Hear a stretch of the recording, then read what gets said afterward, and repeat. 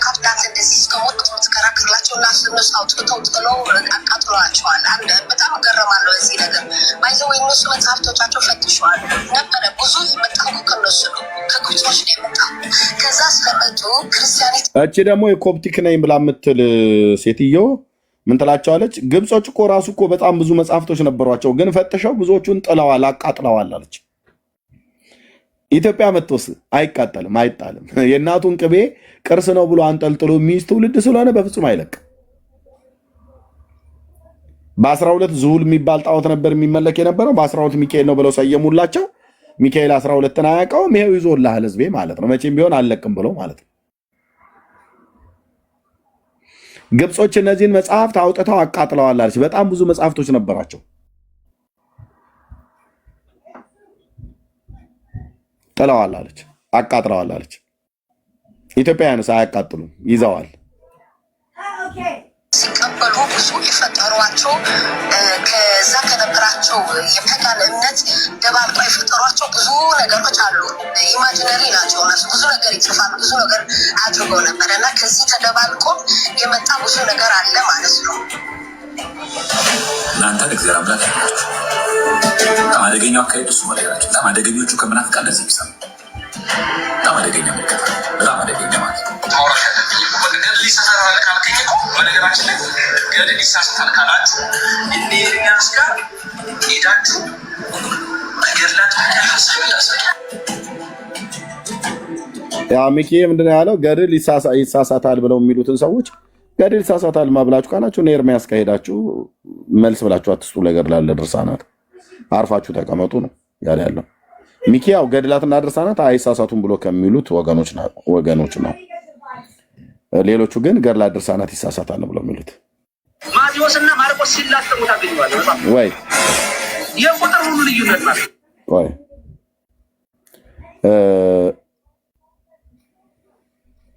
በገድላት ድርሳናት ላይ ያሉትም ማለት ኦኬ። ለወንድሞች ሰላም እንዲሉ ለእህትየውም ጊዜ ልስጥና እኔም ትንሽ ውሃ ልጠጣ። እንኳን ደህና መጣችሁ። ነገረ ድህነት ላይ ነው የምናወራው፣ ግን ለመግቢያነት ያህል በገድላት እና በድርሳናት ላይ የሚያላግጥ ትውልድ በራሳቸው ቤት ነው የተነሳው። ኦኬ፣ በራሳቸው ቤት ነው የተነሳው። ስለዚህ ቪዲዮ ሳታሳይ እኔ ላኩልን ቪዲዮ አንድ ያሳየውና ኦኬ አለ ከዚሁ አሁን ከምታነሳው ሀሳብ ጋር የተያያዘ አክሊል የተናገረውን 2 ደቂቃ አካባቢ ነው። እስኪ አንድ ያሰማል።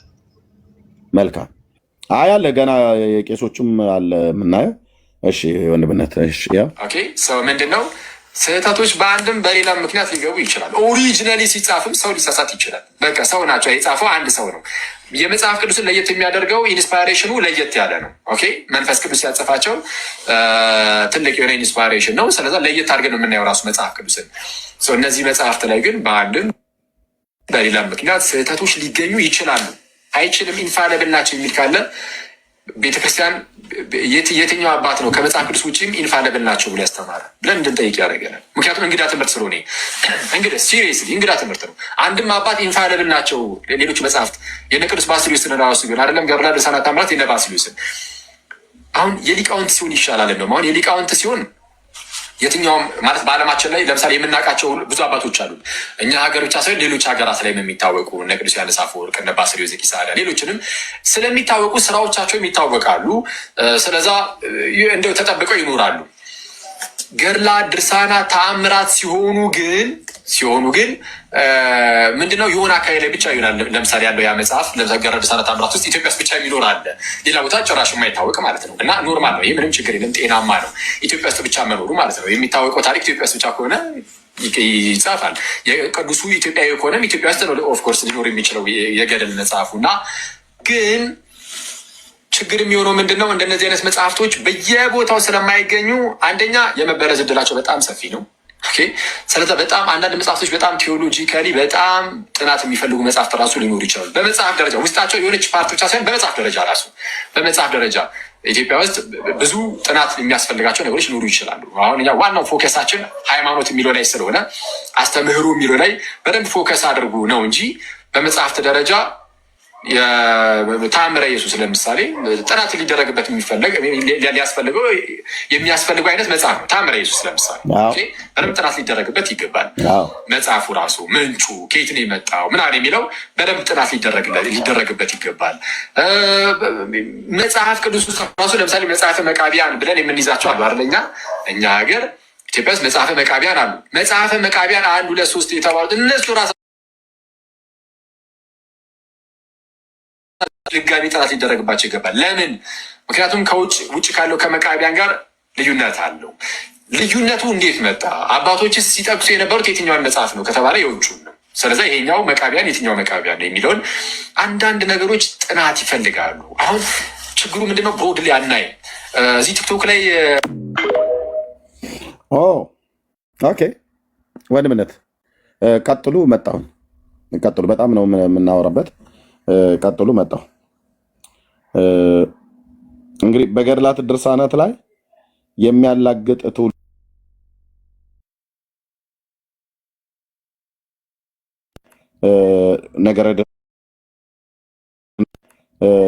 ነገረ ድኅነት ኦኬ ላይ እንቀጥላለን። እስከዛ ወንድምነት ቀጥሉ። መጣሁን ቀጥሉ። በጣም እንኳን ደህና መጣ እህትየው። ሰላም በይ። ቤካም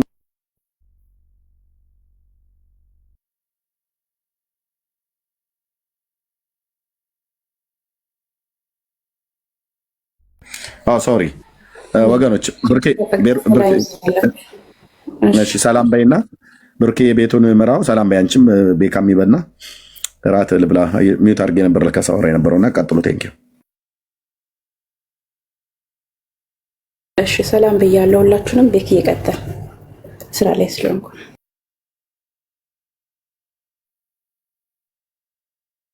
ሰላም ብያቸው። እኔ ድራይቭ እያደረግ ስለሆነ አይመችም። ሰላም ብያቸው ሁላችሁ።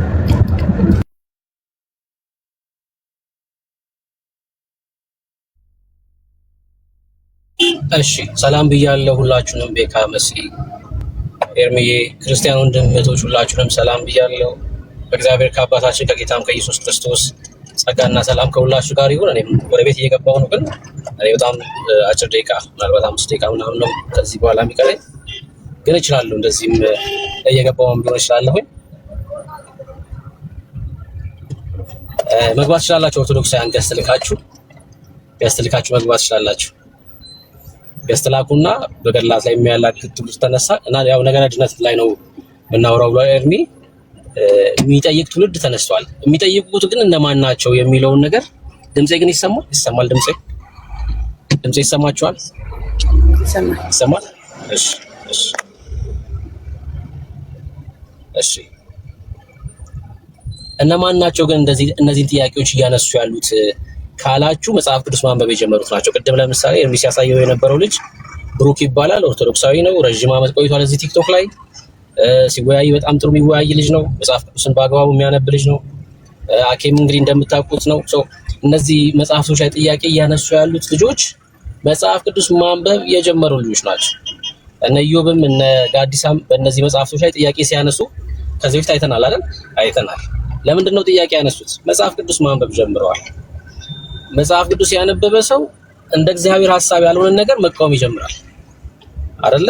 ምክንያቱም በቃ የእግዚአብሔር መንፈስ ይረዳል። ያ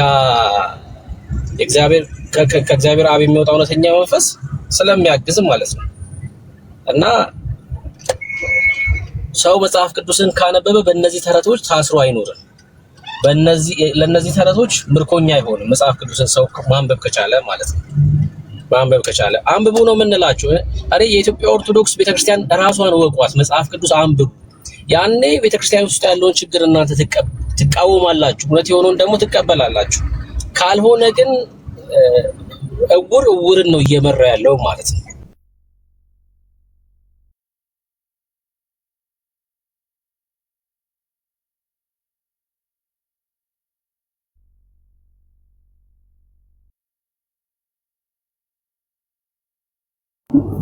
ድምጽ ጠፍቷል። ብሩኬ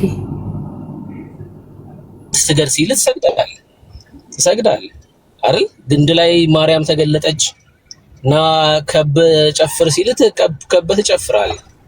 ለምን ያላነበበ ትውልድ እንደዛ ነው። በቃ እውቀት ከማጣት የተነሳ ትጠፋለህ ማለት ነው። ትጠፋለህ። ቁጥር የሚጽፈውን ሰው አስገቡት። ድምጼ ሩቅ ከሆነ መንገድ ላይ ስለሆንኩ ነው። እሺ መንገድ ላይ ስለሆንኩ ነው። ሰላም ናችሁ? እንኳን ደህና መጣክ። እንኳን ደህና ቆያችሁ። እኔ አንድ ነገር ልበል። ከየት ቤተ እምነት ነው? ኦርቶዶክስ። አይ ማለት ሳይሆን ያው እንወያያለን እኮ። አንድ አስተያየት ልስጥና ልቀጥል በጨዋነት። አይ ተወያይተን አስተያየት ሰጠናል። ችግር አሁን የአስተያየት ሰዓት ስላልሆነ ነው።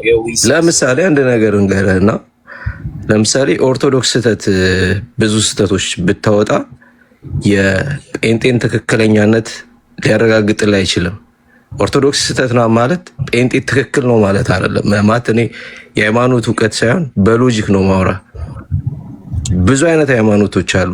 የኦርቶዶክስ ስህተት በተነገራችሁ ቁጥር ጴንጤ ትክክል የሆነ የሚመስላችሁ ከሆነ ስህተት ነው።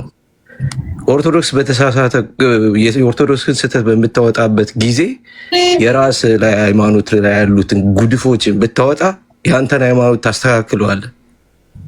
ገብቷል ሀሳቤ? ኦርቶዶክስ ስህተት ሆነችም አልሆነችም የምጠቅመው የምጎዳው ኦርቶዶክሳውያንን ነው። የአንተ ሃይማኖት ስህተት የአንተ ሃይማኖት የልምምድ ስህተት ነው ያንተን ሃይማኖት የሚያበላሸው፣ አንተን ገደል ሊከት የሚችለው ገባ እንጂ ኦርቶዶክስ የፈለገችው ብትሆን ኦርቶዶክሳውያንን ነው የምጎዳው። አንተ ጋር ደግሞ ስለመጡ እንደማይድኑ ያውቃሉ፣ እናውቃለን። ገባ? ብዙ ሃይማኖቶች አሉ።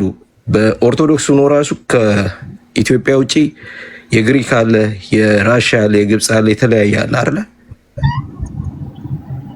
የግድ አንድ ኦርቶዶክስ ከኦርቶዶክስ ከወጣ የግድ ጴንጤ ሊሆን አይችልም። ሌላም ሃይማኖት ውስጥ ሊገባ ይችላል ማለት ነው። እና ትኩረታችሁን የኦርቶዶክስን ስህተት በመቆፈር ላይ ከሆነ ምን የምታተርፉት ነገር የለም። አንደኛ ጥላቻ ነው እየፈጠራችሁ ያላችሁት። ጴንጤ ላይ ጥላቻ እንዲኖረን ከመፍጠር ውጭ ሌላ ምንም ምን አዲስ ነገር በተለይ የገጽ የፈጠረው አዲስ ነገር የለም ጥላቻ ከመፍጠር ውጭ። ገባ? እኔ አሁን የመጽሐፍ ቅዱስ እውቀት ምናምን ያለኝ ሰው አይደለሁም፣ ግን ኖርማሊ በፊት ከነበረን ለጴንጤ ጥሩ አመለካከት አሁን የሚያስጠላ አመለካከት እንዲኖረን እየሰራችሁ ነው። ይሄ ነው የምልህ። እሺ በእርግጥ የመጽሐፍ ቅዱስ እውቀት የለኝም አልክ። እውቀት የሌለው ሰው ንግግር እንደሆነ ያስታውቃል። ምንም በቃ ጥያቄ የለውም። ባትነግረኝ ራሱ አንተ እንደዛ ብለህ የመጽሐፍ ቅዱስ እውቀቱ የለኝም ባትለኝ ራሱ ንግግር ያው የመጽሐፍ ቅዱስ እውቀት የሌለው ሰው እኔ አሁን ሎጂክ ነው የማወራው። ከአንተ ጋር ስለ መጽሐፍ ቅዱስ ስለማላወራ ነው። ምክንያቱም እናንተ መጽሐፍ ቅዱስን ታምናላችሁ ብዬ ስለማላምን ከፍላችሁ የምታምኑ መናፍቃን ስለሆናችሁ። አሁን አየህ ትልቁ ችግር ምንድን ነው? እኔ አሁን ሚዩት አላደረኩም። የሆነ ሰው ነው ሚዩት ያደረገ፣ ግን ታርገኛል። ከእናንተ ከፍላችሁ መጽሐፍ ቅዱስን ሙሉ በሙሉ ትልቁ ችግር ምን መሰለህ? አየህ አንተ የእውቀት ችግር ብቻ አይደለም፣ የእውቀት ችግር ብቻ እኮ አይደለም። እሺ በቃ አስወርዱት። በቃ አሁን ይሄ ሰውዬ ስለሆናችሁ ነው። ይሄ ምንም እውቀት የለውም። ሎጂክ ደግሞ የእውቀት ችግር ብቻ አይደለም። የእውቀት ችግር ብቻ ሳይሆን የማቹሪቲ ችግርም ጭምር ነው ያለበት። እኔ ሲያወራ ለምሳሌ ከ3 ደቂቃ በላይ ሰምቼዋለሁ። እኔን ግን 2 ሰከንድ መስማት አይችልም። የመወያየት አቅምም ጭምር ነው የሌለው። የእውቀት ችግር የመጽሐፍ ቅዱስ ያለማንበብ ችግር ሳይሆን ተግባቦት ችግርም ጭምር ነው ያለበት። አሁን አንተ ሚስት እንዳታገባ መጀመሪያ ከራስህ ጋር ተግባባ፣ ራስህን አዳምጥ። እሺ እንደዛ ነው የሚሻለው። ማዳመጥ መቻል አለብህ። ተናግረሃል፣ ሰምተንሃል። ሰው ሲነገር ደግሞ የመስማት አቅም ደግሞ ያስፈልጋል። እንደዛ ነው። አሁን ምንድነው መሰላችሁ ሃይማኖቶች ይሄ የዚህኛውን ሃይማኖት ችግር ብትነግረኝ ሌላም ቦታ አለ፣ ሌላ ሃይማኖት አለ። እኔ እኮ ስለ ሃይማኖት አይደለም ምናወራክ፣ ስለ ሃይማኖት አይደለም ምን ነግርክ፣ ስለ ብርሃን ነው እያወራን ያለነው። አንተ በሞት መንደር ነው ያለኸው፣ በጨለማ መንደር ነው ያለኸው። ና ወደ ህይወት ነው እያልን ያለነው። ና ወደ ኢየሱስ ነው እኛ የምንጠራ፣ ወደ ኢየሱስ ነው ወዳጄ፣ አይደል? ወደ ኢየሱስ ነው። ጴንጤነት ምናምንም ቢሆን አያድንም እናውቃለን አልክ። መጽሐፍ ቅዱስ እኮ ማያውቅ ሰው ጴንጤነት ያድን ኦርቶዶክስነት ያድን አያውቅም እኮ። በቃ አንተ አታውቅም። ማያውቅ ሰው ጴንጤነት አያድንም ብሎ ሊናገር አይችልም። ሲጀምር ጴንጤነት ያድናል ብለንም አናውቅም። ምን እንደምንል እንኳን አታውቅም። የሚያድነው ኢየሱስ ክርስቶስ ነው። ጴንጤነት ያድናል ብለን አናውቅም በጭራሽ። አዳኙ ኢየሱስ ክርስቶስ ነው። በክርስቶስ ኢየሱስ ደግሞ አምነው የዳኑ ህብረት የሚያደርጉት ጴንጤ ጋር ብቻና ብቻ ነው። አለቀ። ምክንያቱም ኮተት ስለማንቀበል ማለት ነው። የሰው ስርዓት ስለማንቀበል የፍጡር አምልኮት ስለማንቀበል ህብረት የምታደርገው ጴንጤ ጋር ነው። ከ1 እስከ 30 ኢየሱስ የሚነገርበት ቦታ ብቻ ነው ህብረት የምታደርገው። አሁን ይሄ የህብረት ጉዳይ ነው የሚሆነው ማለት ነው። በክርስቶስ ኢየሱስ ከዳንክ በኋላ ህብረት ታደርጋለህ። ለፍጡር የማይዘፈንበት ቦታ ህብረት ታደርጋለህ። የት ህብረት ታደርጋለህ? ወደ ፍጡር ጸሎት የማይደረግበት ስፍራ ህብረት ታደርጋለህ። ሶስቱ የህብረት ጉዳይ ነው። የሚያድነው ኢየሱስ ክርስቶስ ነው። ሰው ጴንጤ ስለሆነ አይድንም። ጴንጤ ነኝ ስላለ አይድንም። ኢየሱስ ነው የሚያድነው። በክርስቶስ ኢየሱስ የዳነ ደግሞ ህብረት የሚያደርገው ጴንጤው ጋር አለቀ። ምን እንደምንል እንኳን አልገባህም። ለዛ ነው ወዳጅ። እሺ ሰው አንብብ፣ ለህይወት እንዲሆነ መች እንደምትጠራ አታውቅም። አሁን እኔ እናንተ እያወራን ነው። ከጥቂት ደቂቃ በኋላ እስትንፋስ ሊቆም ይችላል። ሲኦል ነው የምትገባው ወዳጅ። ኢየሱስን ካላወቅ ሲኦል ትገባለህ። ኦርቶዶክስ እያልክ ማለት ነው።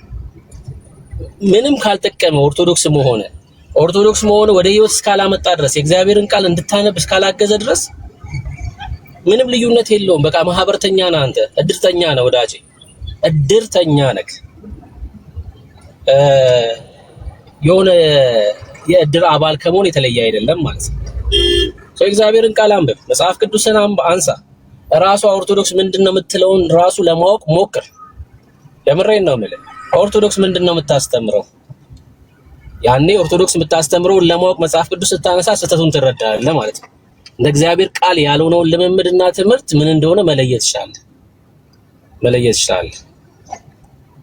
ኢየሱስ ያስፈልጋል። ና ወደ ክርስቶስ ኢየሱስ ተደማምጠህ ማውራት ከቻልክ አሁን መግባት ይችላል። እሺ መግባት ይችላል። አዳምጠኸኝ የምታወራ ከሆነ እኔም ሰማሃለሁ። መግባት ይችላል። ህይወት ኢየሱስ ክርስቶስ ብቻ ነው። ሌሎች ኦርቶዶክሳውያን ካላችሁ መግባት ይችላላችሁ። ቁጥር ጻፉና ሌሎች ኦርቶዶክሳውያን ግቡ።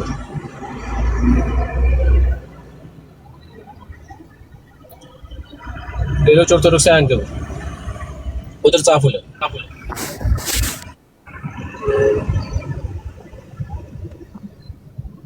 ቺርስ። እንኳን ደህና መጣክ። ሃይ ብሩክ፣ እንዴት ነህ? ሰላም ነው? እግዚአብሔር ይመስገን አለን። ከየት ቤተ እምነት ነው? ኦርቶዶክስ። እግዚአብሔር ይመስገን ደህና ነኝ። እንኳን ደህና መጣክ። አለሁ። ገድላትን ትቀበላለህ? ምን ማለት ነው? ገድላት እውነተኛ የመዳን ትምህርት ያስተምራሉ። ለምን ሮያልዬ በዋና አካውንት ለማድረግ እንዴ? በአካውንቴ ብሎክ አረከኝ አይደለ እንዴ? ኧረ ማንም ይሄው ገብተህ ውሸቴን ከሆነ ማንም እንዳይከፍት ገብቶ ብሎክ ክፍል ላይ እኔ ነው የማየው። ቆይ አንዴ ይሄው ቤካ የሚሉት ነው ብሎክ ያደረገኝ። ቤካ ወንድምነት አድርገዋል? በደንብ ነው ያደረኩት ወንድምነት አርገኮ ቢኮዝ የዛን ቀን በጣም ጸያፍና ከፋፊ ነገር ነበረ። ፕላስ ደግሞ ደጋግሞ ሜንሽን እያደረገ ይጽፍ ነበረ። በቃ ረፍ ይበቃል ተባለ፣ እምቢ አለ። በቃ ሜንሽን አታርግ ተባለ፣ እምቢ አለ። እንደን በቃ አላስፈላጊ ስለሆነ ብሎክ አደረኩት። ስለዚህ አንዳንዴ ይበዛልና ሜንሽን ማንንም ሰው የራስን ስህተት ነው የነገርኩ።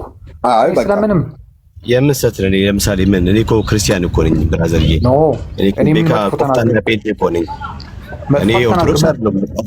እኔ ጣዖት አምላኪ አይደለሁም። እኔ ኮፍታና ጴንጤ ክርስቲያን እኮ ነኝ ብራዘር። ስማ እኔ ልንገርህ እሺ፣ የትኛውን ነው መጥፎ የተናገርኩት? ተናገር ብራዘር። አንተ አንድ ቀን ምንድን ነው ተናግረህ አታውቅም። በነገራችን ላይ እኔ እንደውም ኤርሚ ተው ምናምን ብሎ ስላለ ታግሼ ምናምን ነው እንጂ አንተን የዛሬ ስንት ቀን መሰለህ ቦልኬ ማሰናበት። አሁን ሌላ ነገር እሱ አያስፈልግም። ምን ታስፈራራኛለህ?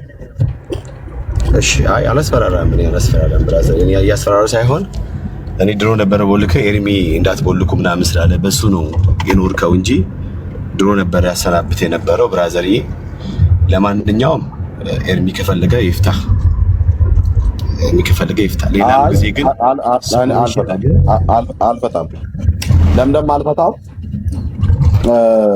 እልህ ይዞኝ ሳይሆን አንደኛ ብሎክ ያደረገ ቤካ ነው፣ ወንድምነት ነው ያደረገ። እዚህ ያሉ ወገኖች ብሎክ ሲያደርጉ አለ ምክንያት አይደለም የሚያደርጉት። ሞዴሬተር የሰጧቸው ወንድሞች በጣም ማምናቸው፣ እህቶች በጣም ማምናቸው ናቸው እና ብሎክ ካደረጉ የሆነ ያዩት ነገር አለ ማለት ነው። በጣም ታጋሾች የሆኑ ወንድሞችና እህቶችን የሰጠሁት ያየሁት ማለት ነው። ስለዚህ አርከኝ ብለህ ስላልክ እኔ አላደረኩም ነበር። ግን እኔ ብቻ ሳልሆን እዚህ ሞዴሬተር እዚህ ቤት ላይ የማዝበት እኔ ብቻ ሳልሆን እዚህ ያሉ ወንድሞች መሲም፣ ቤካም፣ ብርኬም ሌሎችም ነዳንይም ሁሉ ስለሚያዙበት እዚህ ሞዴሬተር የሆኑ ሁሉ ስለሚያዙበት ለምን ተደረክ ብዬ አለም። ግን ያው በድምፅ አውቃለሁ። ከብሩክ ጋር ቀጥሉ በዚሁ ፔጅ ማለት ነው። ራሱ ከፈታ ራሱ ቤካ ይፍታ እንጂ ራሱ ኧረ በእናትህ እኔ እንደዚህ አይነት ጭቀት የለብኝም። እኔ ርዕሱ ስለገረመኝ ከብሩክ ጋር አውሩ። እሺ ብሩኬ ይቀጥሉ። ሮያል ነው ልል ፈልጌ ነው ወንድምነት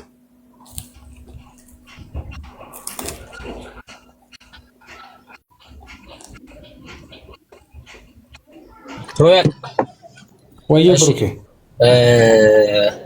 ገድላትን ትቀበላለህ አንተ? ማለት ስለመዳን ያወራል የገድላት መጽሐፍት ስለተለያየ ቃል ኪዳን ያወራል። እኔ ምን እንደምል ታውቃለህ ብሩክ? 99% ገድላትን አናውቀውም እኛ ኦርቶዶክሶች፣ በተለይ ምዕመኑ ማለት ነው። አሁን ተቀበል ካልተቀበልክ ነው ብትለኝ ገድለንትና ብትለኝ አላውቀውም። ምኑን ማላውቀውን መቀበል አይመጣው ይደርሳል። አላውቅም። እኛ የምናውቀው መጽሐፍ ቅዱስ ውስጥ ያለውን የኛ ኦርቶዶክስን አስተምሮ እንጂ ገድል ያለ ነገር ብጠይቀን አናውቅም አልኩ በቃ። ስለዚህ አሁን ለምሳሌ ኖርማሊ አሁን አንተ እኔ በገድል ትመራለህ ብትለኝ የትኛውን ገድል የቱን አውቄው? መጀመሪያ እከሌ እንደዚህ ቃል ተገብቶለታል እንደዚህ ነው ብትለኝ የቱን ማላውቀው? ስለዚህ አናውቅም። አብዛኞቻችን አናውቅም። እውነቱን ሲወራ ይሄ ነው በቃ። እኛ በገድላት እምነት መኖር አለመኖር ሰውን አናውቃቸው። እኛ የኦርቶዶክስን ዶግማ ነው የምናውቀው። በሱ መልኩ ልናምን እንችላለን በቤተ ክርስቲያናችን ትምህርት። በተረፈ ግን ገድላትን በሚለው ተአምራት በሚለው የምናውቀው ነገር የለም።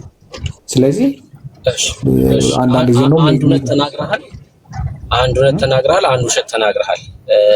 እውነት የተናገርከው ያው ገድላትን አናነብም አናውቅም ያልከው እውነት ነው። መጽሐፍ ቅዱስ እናውቃለን ያልከው ደግሞ ውሸት ነው። መጽሐፍ ቅዱስንም አታውቁም፣ ገድላትንም አታነቡ። ለሃይማኖታችሁ በጣም ሩቅ ናችሁ።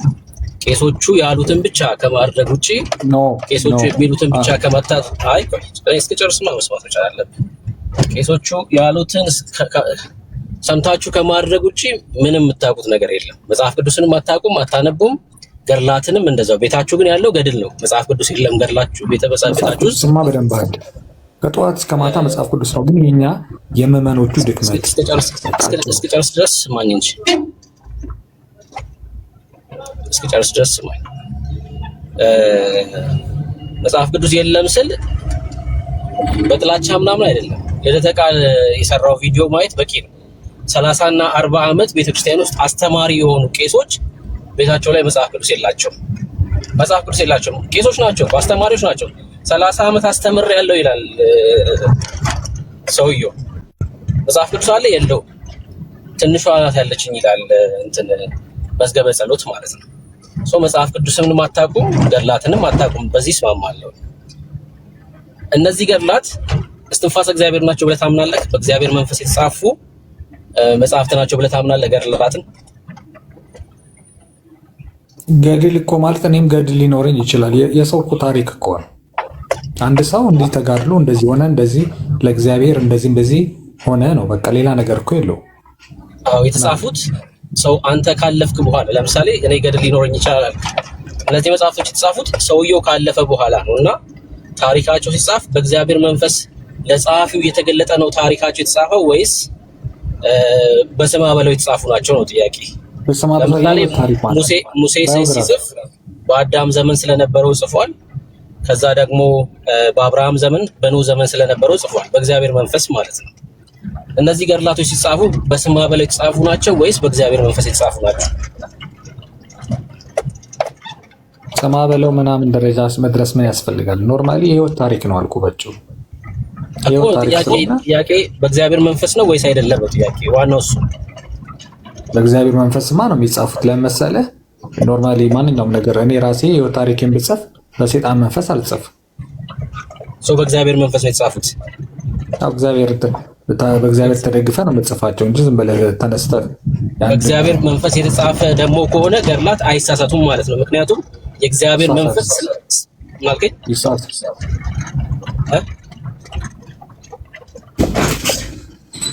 አልሰማሁም። ምን አልከኝ?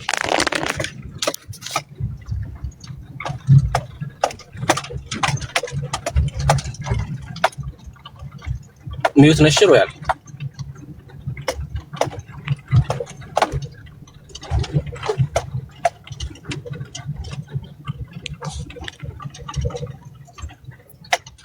እሺ ሮያል እስኪመለስ ድረስ ሐሳብ እናንሳበት አይደል? እነዚህ ገድላቶች በዚህ ጉዳይ በነገራችን ርዕስ አድርገን በደንብ ማውራት መቻል አለብን። በደንብ ነው እነዚህ መጽሐፍቶች ልናስጥላቸው የሚገባው። በእግዚአብሔር መንፈስ የተጻፉ ከሆነ እነዚህ ገድላቶች መጽሐፍ ቅዱስ ናቸው ማለት ነው አይደል?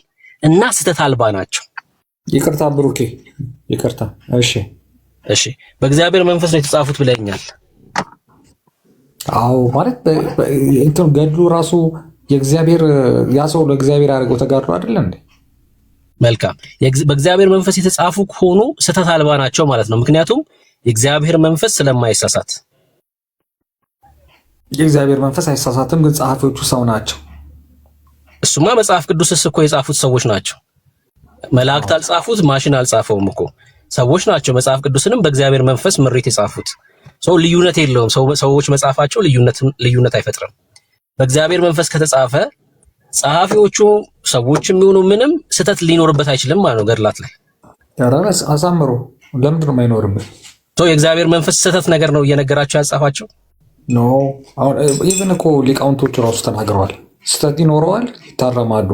አይ እኔ ስለ ሊቃውንቶቹ ምናምን አይደለም አንተ የምጠይቅህ በእግዚአብሔር መንፈስ ከሆነ እንዴት ስህተት ሊኖርባቸው ቻለ? ለምሳሌ መጽሐፍ ቅዱስ በእግዚአብሔር መንፈስ ነው የተጻፈው? ያ ታዲያ እሺ፣ ጸሐፊዎቹ ሰዎች ናቸው። አዎ። መጽሐፍ ቅዱስ ስህተት አለበት? የለበት። መጽሐፍ ቅዱስ ማለት መጽሐፍ ቅዱስ እንዴት ስህተት አለበት ብለህ ትላለህ? በነገራችን ላይ በእግዚአብሔር መንፈስ ነው የተጻፉት ካልክ እኮ መጽሐፍ ቅዱስ ናቸው እያልክ ነው። ካልተረዳው እንደዛ እያልክ ነው ያለው። እኔ ግን ምን እንደምልህ ገድላትና ድርሳናት በእግዚአብሔር መንፈስ ናቸው የተጻፉት። ጸሐፊዎቹ ሰዎች ናቸው። ተመሳሳይ ነው ከመጽሐፍ ቅዱስ ጋር። ገድላትና ድርሳናት ላይ እንዴት ስህተት ሊገኝ ቻለ? በእግዚአብሔር መንፈስ ከተጻፉ ስህተት ሊገኝ የቻለው ምንድነው? ያው አብዛኞቹ ታምራና ገድል የሚባሉት ኖርማሊ ገድል የሚጻፉ የአንድ ሰው ታሪኩን ነው። ስለዚህ ከዛ ሰው ደግሞ ስለሆነ ይሳሳታል፣ ስህተቶች ሊኖሩ ይችላሉ። አይ ሰውየው አይደለም እኮ ሰውየው በህይወቱ ተሳስቷል አይደለም። መጽሐፍቶቹ ላይ ስህተት አለ የለም ነው። ሰውየውማ ዳዊት እኮ በህይወቱ እኮ ተሳስቷል ብዙ ጊዜ። ምንም ሰለሞን ተሳስቷል እኮ ብዙ ጊዜ። ስለ ሰውየው አይደለም እኔ ጥያቄ። መጽሐፉ ግን ስህተት አለበት የለበትም ነው። ለምን ጸሐፊዎቹ በእግዚአብሔር መንፈስ ከጻፉት መጽሐፉ ስህተት ሊኖርበት አይችልም ማለት ነው በጭራሽ። ወይም ደግሞ ሊኖርበት በእግዚአብሔር መንፈስ አይደለም የተጻፈው። የእግዚአብሔር መንገድ አንተ እኮ ነው አሻሚ መንገድ ላይ ቆምክ። በእግዚአብሔር መንገድ ተጽፏል። ስለዚህ በእግዚአብሔር መንፈስ ነው ያለው። በእግዚአብሔር መንፈስ ከተጻፈ እሺ፣ ለጸሐፊዎቹ እግዚአብሔር ነው አይደል የገለጠላቸው ገድሉን እንዲጽፉ? እግዚአብሔር እየገለጠላቸው ነው የጻፉት። ይሄን አላውቅም። ይሄው ታሪክ እንደሆነ ነው የማውቀው እንጂ እግዚአብሔር እየገለጠላቸው አይደል። በእግዚአብሔር መንፈስ ካልክ እኮ እሱ እኮ ማለት እኮ ነው በእግዚአብሔር መገለጥ ውስጥ ነው የጻፉት ነው እያልክ እኮ ነው ያለው። ወይ ደግሞ ቃሉ ራሱ ማለት ነው ቃሉ ራሱ የሚሰራ ነው፣ ህይወት ያለው ቃል ነው እያልክ እኮ ነው ያለው። የእግዚአብሔር መንፈስ አለበት። ሰማኝ፣ ህይወት ያለው ቃል የመጽሐፍ ቅዱስ ብቻ ነው። እኛ ገድል የህይወት ቃል ነው ብለን አናውቅም። ገድል በቃ መማሪያ ነው። እንደዛ ካልክ ደግሞ ፊክሽን ነው እያልክ ነው ያለው። የእግዚአብሔር መንፈስ የለበትም። በእግዚአብሔር መንፈስ ፍቅር እስከ መቃብር ነው። ፍቅር እስከ መቃብር አይደለም ግን አይለይም እኮ ይኸውልህ፣ ፍቅር እስከ መቃብር የሚስተር ኤክስ የልቡ ሐሳብ ነው አይደለ? ይሄኛው መጽሐፍ የእግዚአብሔር መንፈስ ካልሆነ እንግዲህ ይኸውላችሁ መጽሐፍት እንዴት ነው የሚጻፉት? በሶስት መንገድ ነው። አንደኛው በእግዚአብሔር መንፈስ የተጻፉ መጽሐፍት ናቸው። እነዚህ 66ቱ መጽሐፍት ናቸው በእግዚአብሔር መንፈስ የተጻፉት። ስህተት አልባ የሆኑ የእግዚአብሔር ቃል የሆኑ ደግሞም የሚሰሩ ናቸው። ሁለተኛው ደግሞ የሰው የልብ ፍቃድ በሆኑ የተጻፉ መጽሐፍት ናቸው። ሶስተኛው በአጋንንት አነሳሽነት የተጻፉ መጽሐፍት ናቸው። መጽሐፍት ከነዚህ ከሶስቱ አይዘልም። በአጋንንት አነሳሽነት ይጻፋል እንደ መጽሐፍ ኦፍ ኮርስ አዎ፣ የአጋንንት መጽሐፍቶች አሉ። በአጋንንት አነሳሽነት ማለት የአጋንንትን አሰራር የዚህ ዓለም ገዢ የሚያጽፋቸው መጽሐፍት ማለት ነው። ለምሳሌ የሰይጣን የራሱ መጽሐፍ አለው። የራሱ መጽሐፍ ማልከኝ ምን የሚባል የሰይጣን መጽሐፍ? አይ በቃ አለ የሰይጣን መጽሐፍ አለ። ለምሳሌ በሰይጣን መንፈስ የሚጻፉ መጽሐፍቶች የኢትዮጵያ ኦርቶዶክስ ገድላትና ድርሳናት ናቸው አንደኞቹ። ኦኬ እኔ ሰይጣን በኢትዮጵያ ኦርቶዶክስ ሰይጣን እንኳን አይደለም ሰማኝ ልንገርህ፣ አንድ ነገር መነጋገር ካለብን እንነጋገር እንጂ አሁን ለምሳሌ ሌላውን ትችት ትተን የቅርቡን እንኳን ለምን አናወራም? የግብረ ሰዶሞች መሰረተ ክርስቶስ ሄዳ የተካፈለ አትቀይርም ርዕስ ወዳጅ አትቀይርም። ቆይ እንጨርስና ተካፍለው መጡ አይደል? የመሰረተ ክርስቶስ መሪዎች አየ። ለዚህ ነው ቤካ ሚውት የሚያደርግ ብሎክ የሚያደርግ ለዚህ ነው። እንጨርስና ታወራለህ። እኔ አልከለክልም፣ የፈለግከውን ታወራለህ። ለምትናገረው ነገር ማስረጃ ትሰጠናለህ። ትክክል ያለው ነገር ከሆነ ያለው እንቃወማለን ፊት ለፊት ማለት ነው። እኛ ችግር የለብንም፣ ግን የጀመርነውን ነገር እንጨርስ። ከዛ የፈለግከውን ታነሳለህ። ይኸውላችሁ የኢትዮጵያ ኦርቶዶክስ መጽሐፍቶች ገድላት፣ ድርሳናት አሪያት ለምን ትወጣለህ? መወያየት አቅሙ ካለ ስማኝ እንጨርስ። ከዛ ደግሞ ታነሳ።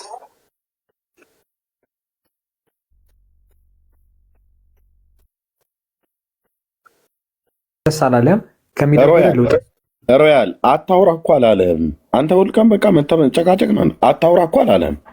አድመጠኝና እኔ እንዳደመጥኩ አድመጠኝና ስጨርስ የፈለግከውን አውራ አለህ።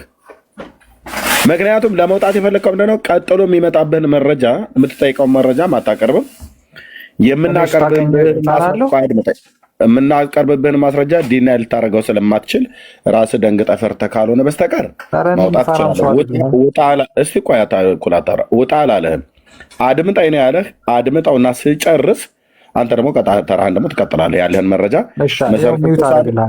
መሰረተ ክርስቶስ፣ መሰረተ ሰይጣን ዋቴቨር የምትለውን ነገር አምጥተህ እዚህ በመረጃ ላይ በጽሁፍ በቪዲዮ የተደገፈ ማስረጃ አምጥተህ የቤተክርስቲያኒቱን አጠቃላይ ግለጥ፣ እኛ ፊት ማለት ነው። እኛ ጴንጤዎች ስለሆንን ሲንፈር እኛ በመሰረተ ክርስቶስ ማለት ነው። ስለዚህ አድምጠኝ ነው ያለ። ሲጨርስ አንተም ደግሞ ተራህን ታወራለህ። ወንድምነህ ቀጥል። ቴንክ በቃ ርዕስ አንቀይርም ነው። አንተ መሰረተ ክርስቶስ ላይ ችግር ካለ ያየው ነገር ካለ ታሳየናለህ፣ በጽሁፍም በቪዲዮ አብረን ነው የምንቃወመው። በቃ እኛ ስህተት ከሆነ ስህተት ለማለት በቃ ደረታችን በቃ ነፍተን ነው የምንናገረው። ችግር የለብንም። ግን ርዕስ አስቀይራ አይሆንም፣ እንደዛ አይሆንም።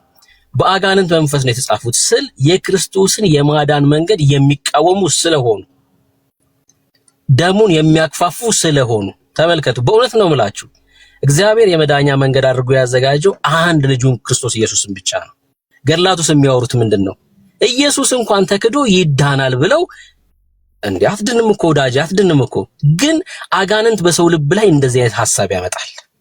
ልትድን አትችልም በጭራሽ። ግን ኢየሱስ እንኳን ተክዶ በማርያምና በተክለ ሃይማኖት በኩል ወይ በአቦ በኩል የዘላለም ሕይወት ታገኛለህ የሚል መጽሐፍ ነው። መጽሐፍቶቹ እነዚህ መጽሐፍቶች ከአጋንንት ካልሆነ ከምንም ሊሆን አይችልም።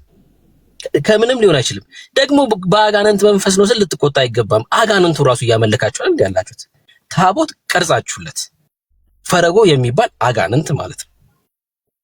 ፈረጎ የሚባል አጋንንት በእውነት ነው የምላችሁ ራሱ አጋንንቱ ታቦት ተቀርጾለታል። እነዚህ መጽሐፍት በእግዚአብሔር መንፈስ ካልተጻፉ የእግዚአብሔርን ሐሳብ የሚቃወሙ መጽሐፍቶች ናቸው። በጣም ግልጽ እኮ ነው። በጣም ግልጽ ነው።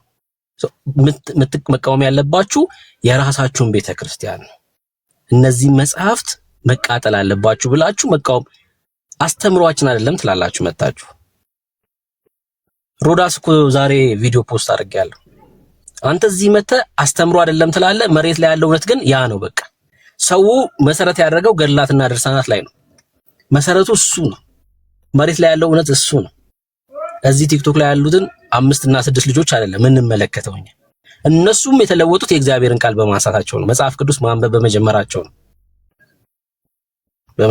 ነው። እኔ አሁን የምጠይቅህ ገድላትና ድርሳናት በእግዚአብሔር መንፈስ የተጻፉ ናቸው ካልከኝ ገድላትና ድርሳናትን አለመቀበል ይቻላል ወይ? ሮያል መጀመሪያ ደረጃ መቀበል አለመቀበል እኮ የሚባሉ አይደሉም እኮ። ምክንያቱም እንትን ነው። አሁን ምን ይላሉ ራሱ ስታነበው የሚከብድህን ነገር ለፎ ይለዋል። ምን ላይ ነው የሚለው? እንደዛ አይነት ነገር ተቀበል ካልተቀበልክ ተብሎ ይባላል። ምን ላይ ነው እንደዛ የሚከብድህን ነገር ለፎ ተብሎ የተጻፈው? ምን ላይ ነው? ይሉሃል። እነዛ ሰምቼ ነው አባቶቹን ይላሉ። ሊከብድ ለምሳሌ አሁን ከባድ ነገር ሊሆን ይችላል አይደል እኮ። እነማን ናቸው ያሉት ነው እኮ ያልኩት። የቤተ ክርስቲያን አባቶች እኮ ማን የሚባል አባት ከበደ ተሰማ ልልህ አልችልም፣ ግን እንደዛ ሲሉ ሰማሁኝ እኮ። የትኛው አባት? አሁን እኮ ሚስተር ኤክስ አለ ማለት ቤተክርስቲያኒቷ እንደዛ ትላለች ማለት አይደለም እኮ። ሚስተር ኤክስ ቤተክርስቲያኒቷን ሊወክል አይችልም። ቤተክርስቲያኒቷ በይፋ አሁን ለምሳሌ የዮሐንስን ገድል እንደዚህ ተወግዟል ብላ እንደተናገረችው የሚከብዳችሁን ነገር አትቀበሉ ካለች በቃ የቤተክርስቲያኒቷ አቋም ነው። የፈለግከውን እየተነሳ ከብዶኛል አልቀበልም የማለት መብት ይኖርሃል። የሆነ ሰው እየተነስቶ እዚህ ቲክቶክ ላይ የሚነሳው ርዕስ ስላስጨነቀው ብቻ የከበዳችሁትን እለፉ ስላለ ቤተክርስቲያኒቷ ትላለች ማለት አይደለም። በጭራሽ አይደለም። እና አኬ እንደዚህ ያሉ ማለት ቤተክርስቲያኒቷ እንደዛ ታምናለች ማለት አይደለም። እና አኬ አይደሉ ዘማርያም ደግሞ ይመጣና አለመቀበል አችልም ይልሃል። ዲበኩሉን ያው እንደዛ ያለው ወንድምነት የዲበኩሉን ቪዲዮ ሰምቶ ነው። እና ዲበኩሉ አንድ ኬስ ነው። ኦፍ ኮርስ ኦኬ። ቤተክርስቲያኒቱ ሙሉ በሙሉ ሊወክል አይችልም። የቤተክርስቲያን አንድ አገልጋይ ነው። እሱ ራሱ አልቀበልም ብሎ በንዴት ነው የተናገረው። ዘማርያም ደግሞ አለመቀበል አትችልም ብሏል። ዲያቆኑና ቄሱ እንኳን የማይስማሙበት ማለት ነው። ስለዚህ የከበደህን ዝለለው ብሎ ያሉህ በሲኖዶሱ በፓትሪያርኩ ወይ ደግሞ በቅዱስ ሲኖዶስ ተወያይተውበት የሊቃውንት ጉባኤ በፓትሪያርኩ በኩል ያስተላለፉት በጠቅላይ ቤተ ክህነት በኩል የተላለፈ ምናምን ቢሆን ኖሮ በጽሁፍ የተጻፈ ወይ በቪዲዮ ከጠቅላይ ቤተ ክህነት በኢኦቲሲ በኢትዮጵያ ኦርቶዶክስ ቤተክርስቲያን የቴሌቪዥን ፕሮግራም የተላለፈ ቢሆን ኦኬ በቃ ቤተክርስቲያናችን እንደዚህ ብላ ተለናለች። እንዳንተ የከበደ ሰው ነው ልትዘለው ትችላለህ ምናምን ነገር ብሎ ያለ ማምለጫ ማለት ነው። የለም ስንቱን ዘላችሁ ትጨርሱታላችሁ። ስንቱ ነው የማይከብደው እናንተ? እንዴት ታምረ ማርያም እኮ ሙሉ ከዳር እስከ ዳር እኮ የሚከብድ ነው። የሚከብደውም ቅድም ወንድምነት እንዳለህ በአምላክ በእግዚአብሔር መንፈስ ተመርተው የጻፉት ሰዎች ሳይሆኑ ይሄ እኔ ወይ አረቄ ጠጥቶ የጠገበ እና የሰከረ ወይ አቢሾ ያጨሰሰው የጻፈው መጽሐፍ ነው እንጂ የጌታን እናት እንደዚህ በዚህ ነው ያልክ አበሻቅጦ መጽሐፍ ነውረኝነት ካልሆነ በስተቀር ሌላ ምንም ሊሆን አይችልም። ለእኔና ሁሌ እንደምናገረው ለእኛ እናቶችና እህቶች እንኳን ለምግባራቸውም ለባህሪያቸውም የማይመጠን ነገር እኮ ነው የተጻፈው። በጌታ እናት ስም በሌላ ሴት ስም ቢጻፍ ጥሩ ነበረ። በጌታ እናት ስም እንደዚህ ብሎ መጻፍ የነውር ጥግ ነው። እና አሁን ምንም ሊያስተባብሉ እስከማይችሉ ድረስ አደባባይ ላይ ሲገለጥባቸው ልትዘለው ትችላለህ ምናምን ነገር ብሎ አንድ ቄስ ስላለህ መታ አንተ ቤተክርስቲያኒቱ እንዳለችው ልትዘለው ትችላለህ ምናምን ብላ አትበል። ስንት ሊዘለል ስንቱ ነው የምትዘለው? ከመጽሐፍ ወደ መጽሐፍ እንኳን ልዘለል ብለህ ብትል የትኛውን መጽሐፍ ነው የማዘለው? ከገጽ ወደ ገጽ እኮ የምትዘለው ነው። ገጽ 41 ላይ ያለውን አንብቤልህ ገጽ 42 ላይ ያለውን አትመልሰውም፣ ዘለለው ነው የምትለኝ። ገጽ 43 ብገልጠው ዘለለው ነው ኤርሚያስ ብለህ ብትለኝ በዚህ ላይ ሆድ ሁሉ ሆድ ዕቃ ሁሉ እንትን ሊል ይችላል ስትዘል ማለት ነው። ምክንያቱም በእያንዳንዱ ገጽ ላይ የተጻፈ ነውር እንዳነበበ ሰው እርቃኑን አውጥቼ ለዓለም አሳይቻለሁ። አሁን ማዘለል ብጀምር ከታምረ ማርያም ከመቅደም 1 እስከ 110ኛው ታምር ድረስ በሙሉ ነው ማዘለል። በሙሉ ዘለለው ኤርሚያስ ይሄንን እያልከኝ ማለት እኔ አልዘልም፣ አንተው ራስህ ትዘለዋለህ ማለት ነው። ወደ ዝላይ አናውቀውም እኮ አልኩህ። ፊኒሽድ ካላወቅኩት መዝለል የምርኩዝ ዝላይ እንትን ዝላይ ምን አመጣው? በቃ እኛ መጽሐፍ ቅዱስ ነው የምናነበው፣ መጽሐፍ ቅዱሳችንን ነው የምንከተለው። በቃ ውሸት ነው መጽሐፍ ቅዱስ አታነቡ። ወንድምነት እኮ አለ ኤርሚያስ አንድ ነገር ልንገርህ እስቲ። ሮያል ያንተ እኮ ራሱ መጽሐፍ ቅዱስ እኮ ማንበብ የጀመርከው እኮ በቅርብ ጊዜ መጽሐፍ ቅዱስን የምናነበው ትለኛለህ። በመድኃኔዓለም መጽሐፍ ቅዱስ አንብብ ወንድምነት ብዬ ለምኝህ መጽሐፍ ቅዱስ እናነባለን ብለህ ትለኛለህ። ሰማኝ እንዴ? አንድ ነገር ከጀመርክ ጀመርክ ነው። ከዛ በኋላ ራስን ማሻሻል እኮ ምንድን ነው ችግሩ? አይ እኔ ማንበብ ጀምሬ ያለው ነው ማለት ያለብህ እንጂ አሁን እንዳንተ መጽሐፍ ቅዱስ የማያነብ ስንት ትውልድ እኮ ነው ያለው። ስንት ትውልድ። አንተ እኮ አሁን በቅርብ ነው እግዚአብሔር ረድቶህ እኔ ዛን ቀንም ምክሬን ስለተቀበልክ እግዚአብሔር አምላክ ይባርክ። ኦኬ ማንበብን ቀጥል። ኦኬ ስታነብ ታውቃለህ የአምላክን እግዚአብሔርን ቃል ማለት ነው። ግን እኛ ኦርቶዶክሳውያን ገድላት ድርሳናትን አናነብም መጽሐፍ ቅዱስን የምናነበው ብለህ ስትል ሌላ ሳቅ ነው የምትፈጥርብኝ ማለት ነው። ለምን መጽሐፍ ቅዱስም አታነቡም? ገድላት ድርሳናትንም አናነብም ነው ከሆነ ኦኬ እሺ ራሱ ነው የወጣው አይደል ነው ምን እንዳስወጣ አይደል ነው። ስለዚህ ወንድምነት ጨርስና እንግዶችም ከታች ያለውን አይደል ነው የአፄ ምኒልክን ፎቶ ያደረጉትን ሰው ተቀበላቸው ወንድምነት።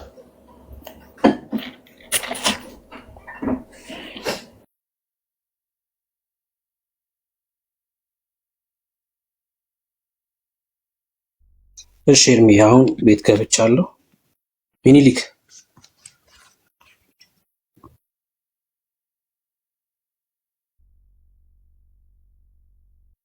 ይሰማል? ምኒልክ ሚዩት ነህ?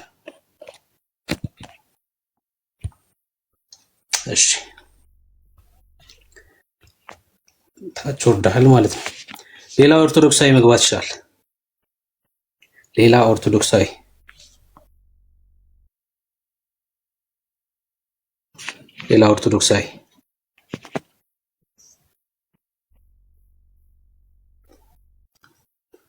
መጽሐፍ ቅዱስን ነው የምናነበው ሲሉ ያስቃሉ አይደል? መጽሐፍ ቅዱስን ነው የምናነበው። እዚህ ቲክቶክ ላይ ብዙ ጊዜ የይሁዳን መልእክት ይሁዳ ጌታን ከሰቀለው በኋላ ነው ወይስ ከሸጠው በኋላ ነው ወይስ ከመሸጠው በፊት ብዬ ብዙ ጊዜ ጠይቃለሁና የሚመልሱት እሺ ናፖሊዮን ሄሎ ይሰማ? እንኳን ደህና መጣክ። ሰላም። ከየት ቤተ እምነት ነው? አይ ኦርቶዶክስ።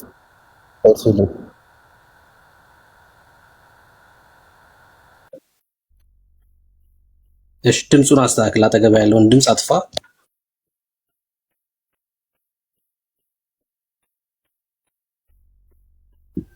እሺ ምኒልክ ሰላም ብያለሁ። እንኳን መጣክ። እንኳን ሰላም ቆዩ። ጥያቄ ምንድን ነበረ?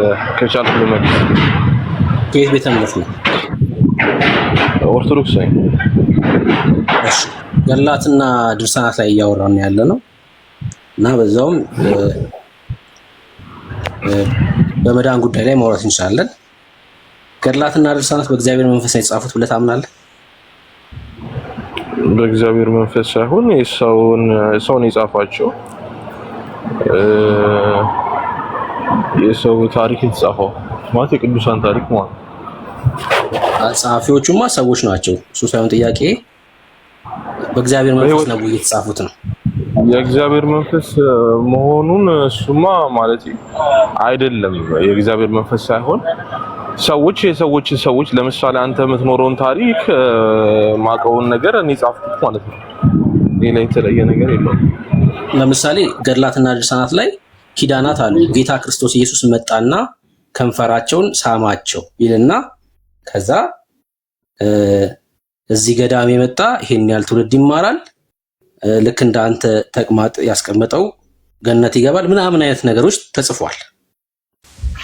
ጌታ መጥቶ እንደዚህ አይነት ነገር ሲናገር ማን አይቶ ነው የጻፈው? ሰምተው ነው ወይስ በእግዚአብሔር መንፈስ ነው እነዚህ ነገሮች የጻፉት? ቃል የተገባላቸው ሰዎች ቅዱሳን አሉ። ግዴታ የዛ ቅዱሳን ቃል ማለት ከፈጣሪ ጋር እንትን ሲል ማለትም ወይ ሲያድርበት ምናምን ሌላ ሶስተኛ አካል ማስረጃ እዛ ጋር መስማትም ወይ ማየት አለበት ብዬ አላምንም። ያው እምነት ነው። እዚህ ገዳም ከሄዳችሁ ለምሳሌ ጸሐፊው ያ ጻድቅ የተባለው ሰውዬ ካለፈ በኋላ ነው የሚጽፈውና ይሄን ታሪክ ሲጽፈው የእግዚአብሔር መንፈስ ነው ያን ኪዳን ገልጦለት የሚጽፈው ወይስ ጌታና ያ ሰውዬ ቃል ሲገባቡ የተመለከተ ሰው የተመለከተ ሰው ሳይሆን ምናልባት ሪሌሽን ሊኖረው ይችላል። ከቅርብ ካለ ሰው ነው ማለት ዝም ብሎ አይጻፍም። ገብቷል? ለምሳሌ አንድ ሰውዬ በዛ የሆነ ገዳም ሲኖር ሲያከናውን የነበረውን ነገር እዛ ጋር በቅርበት የነበሩት ሰዎች ምን አይነት ነገር እንደተመለከተ ለምሳሌ በራእይ ታይቶት ነገር እንደዚህ አይነት ነገር ከሆነ ገዳም ውስጥ ካሉት አባቶች ጋር ሊያወራ ይችላል እኮ ያለፈው ቅዱሳን ማለት ነው። ገብቷል? እና ከዛ ነገር ተነስቶ ነው እንጂ አንድ ሰው ተነስቶ የዛን ሰው ባክግራውንድ ለማሳመር ነው ተብሎ የሚጻፍ ነገር አለ ብዬ አላምንም እኮ። አሁንም መልስ ግልጽ አይደለም እያልከኝ ያለኸው እዛ ገዳም ካሉ ሰዎች ሰምቶ ነው የጻፈው እያልከኝ ነው ወይስ በራእይ የእግዚአብሔር? አሁን ብሩኬ ለምሳሌ እኔ እናንተ ሪሌሽን ካለን ገብቷል። ለምሳሌ ማታ እንደዚህ አይነት ነገር በራእይ ታይቶኛል ብለህ ልታወራኝ ትችላለህ። ከዛ ልክ አንተ ህልፈተ በኋላ ስላንተ ታሪክ ሲጻፍ እዛ ቦታ ላይ መተው ኢቭን ጓደኞች ሊሆን ይችላል ወይ የሆነ ነገር በመንፈሳዊ እምነት የምትላቸው ነገሮች እና ያ ተጠይቀው ምናምን ነገር የሆነ ነገር አለው ብቻ የሆነ ራሱን የቻለ መስፈርት አለው እንጂ ከመሬት ተነስቶ ምናምን አይመስለኝም። እንደዛ አለ። በቃ የሆነ ነገር አድርገው ይጽፋሉ ነው። አዎ ስለካ አሁን እንዴት ነው ገብቶኛል እኮ በቃ የሆነ ነገር ያደርጉና የሆነ ነገር አድርገው ነው የሚጽፉት። ግን ዞሮ እያለ ነው ምናምን ሳይሆን አንተ የቅርብ ወዳጅህን እንደዚህ አይነት ሰው ነበረ እኮ እንደዚህ አይነት ነገር አብረን አድርገናል፣ ያጋጠመው ነገር እንደዚህ ችግር ነበር እንዲህ አይነት ነገርም አድርጓል ተብለው ማለት አጠገቡ የነበሩት የመንፈሳዊ አባቶች ስለዛ ሰው ምስክርነት ይሰጣሉ።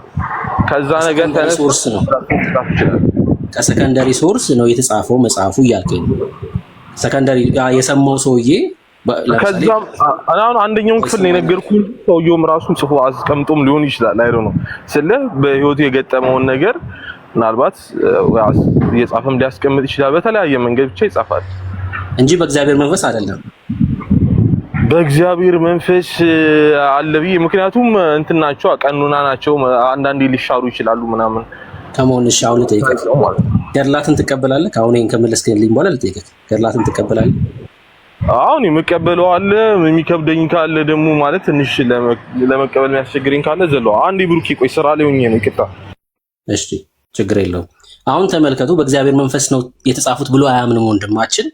ወይ በጻድቅ የተባለው ሰውዬ የጻፈው ነገር ወይ ደግሞ ለሚስተር ኤክስ ነግሮት ያ የሰማው ሰውዬ ደግሞ ለጸሐፊው ነግሮት ነው የተጻፈው። በዚህ አይነት መልኩ ነው ሊጻፍ የሚችለው አለ።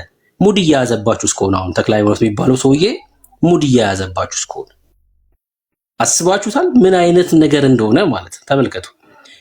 የእግዚአብሔር መጽሐፍ ቅዱስን እኮ ህይወት ነው ብለን የተቀበልነው በእግዚአብሔር መንፈስ ስለተጻፈ ነው። ካልሆነስ ሙድ እያያዙባችሁ እስከሆነ እነዛ ሰዎች አሁን ገድላቱ ሲጻፍ ጸሐፊው ራሱ አይምሮ ውስጥ የተፈጠረ ነገር ጽፎላችሁስ ቢሆን የቃዥው ለሊት ያየውን ነገር አስባችሁታል? ለሊት ሲቃዥ የነበረውን ነገር ጽፎላችሁስ ቢሆን ሙድ እያያዙባችሁ እኮ ነው።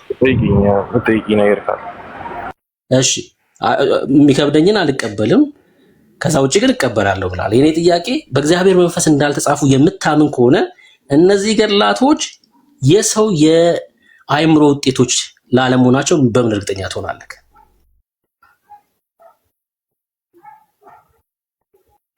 ያልከው አልገባኝም። ለምን ከምን አንፃር እንደዛ ሊጻፍ ይችላል? አሉ እኮ መንፈሳዊ መጽሐፍቶችም እኮ አሉ።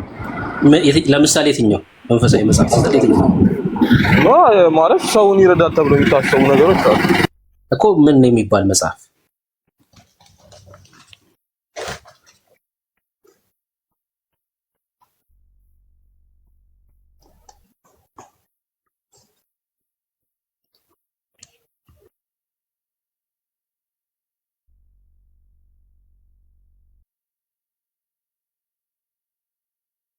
እኛ ክርስቲያኖች እሺ ተመልሳለህ። እሺ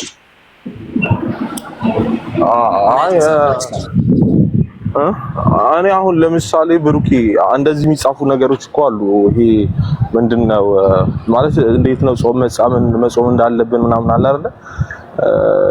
እንደዚህ ጋይድ የሚያደርጉ እንትኖች ይኖራሉ። ገብተዋል። መንፈሳዊ ህይወትን ሊያሳድጉልን የሚችሉ እኮ መንፈሳዊ መጽሐፍቶች እኮ አሉ አይደል? እንዴት ይሸጣሉ? ጾም እንዴት መጾም እንዳለበት የእግዚአብሔር ቃል ነግሮናል። ምንም የሆነ ሰውዬ ተነስቶ ሊጽፍልን አያስፈልግም።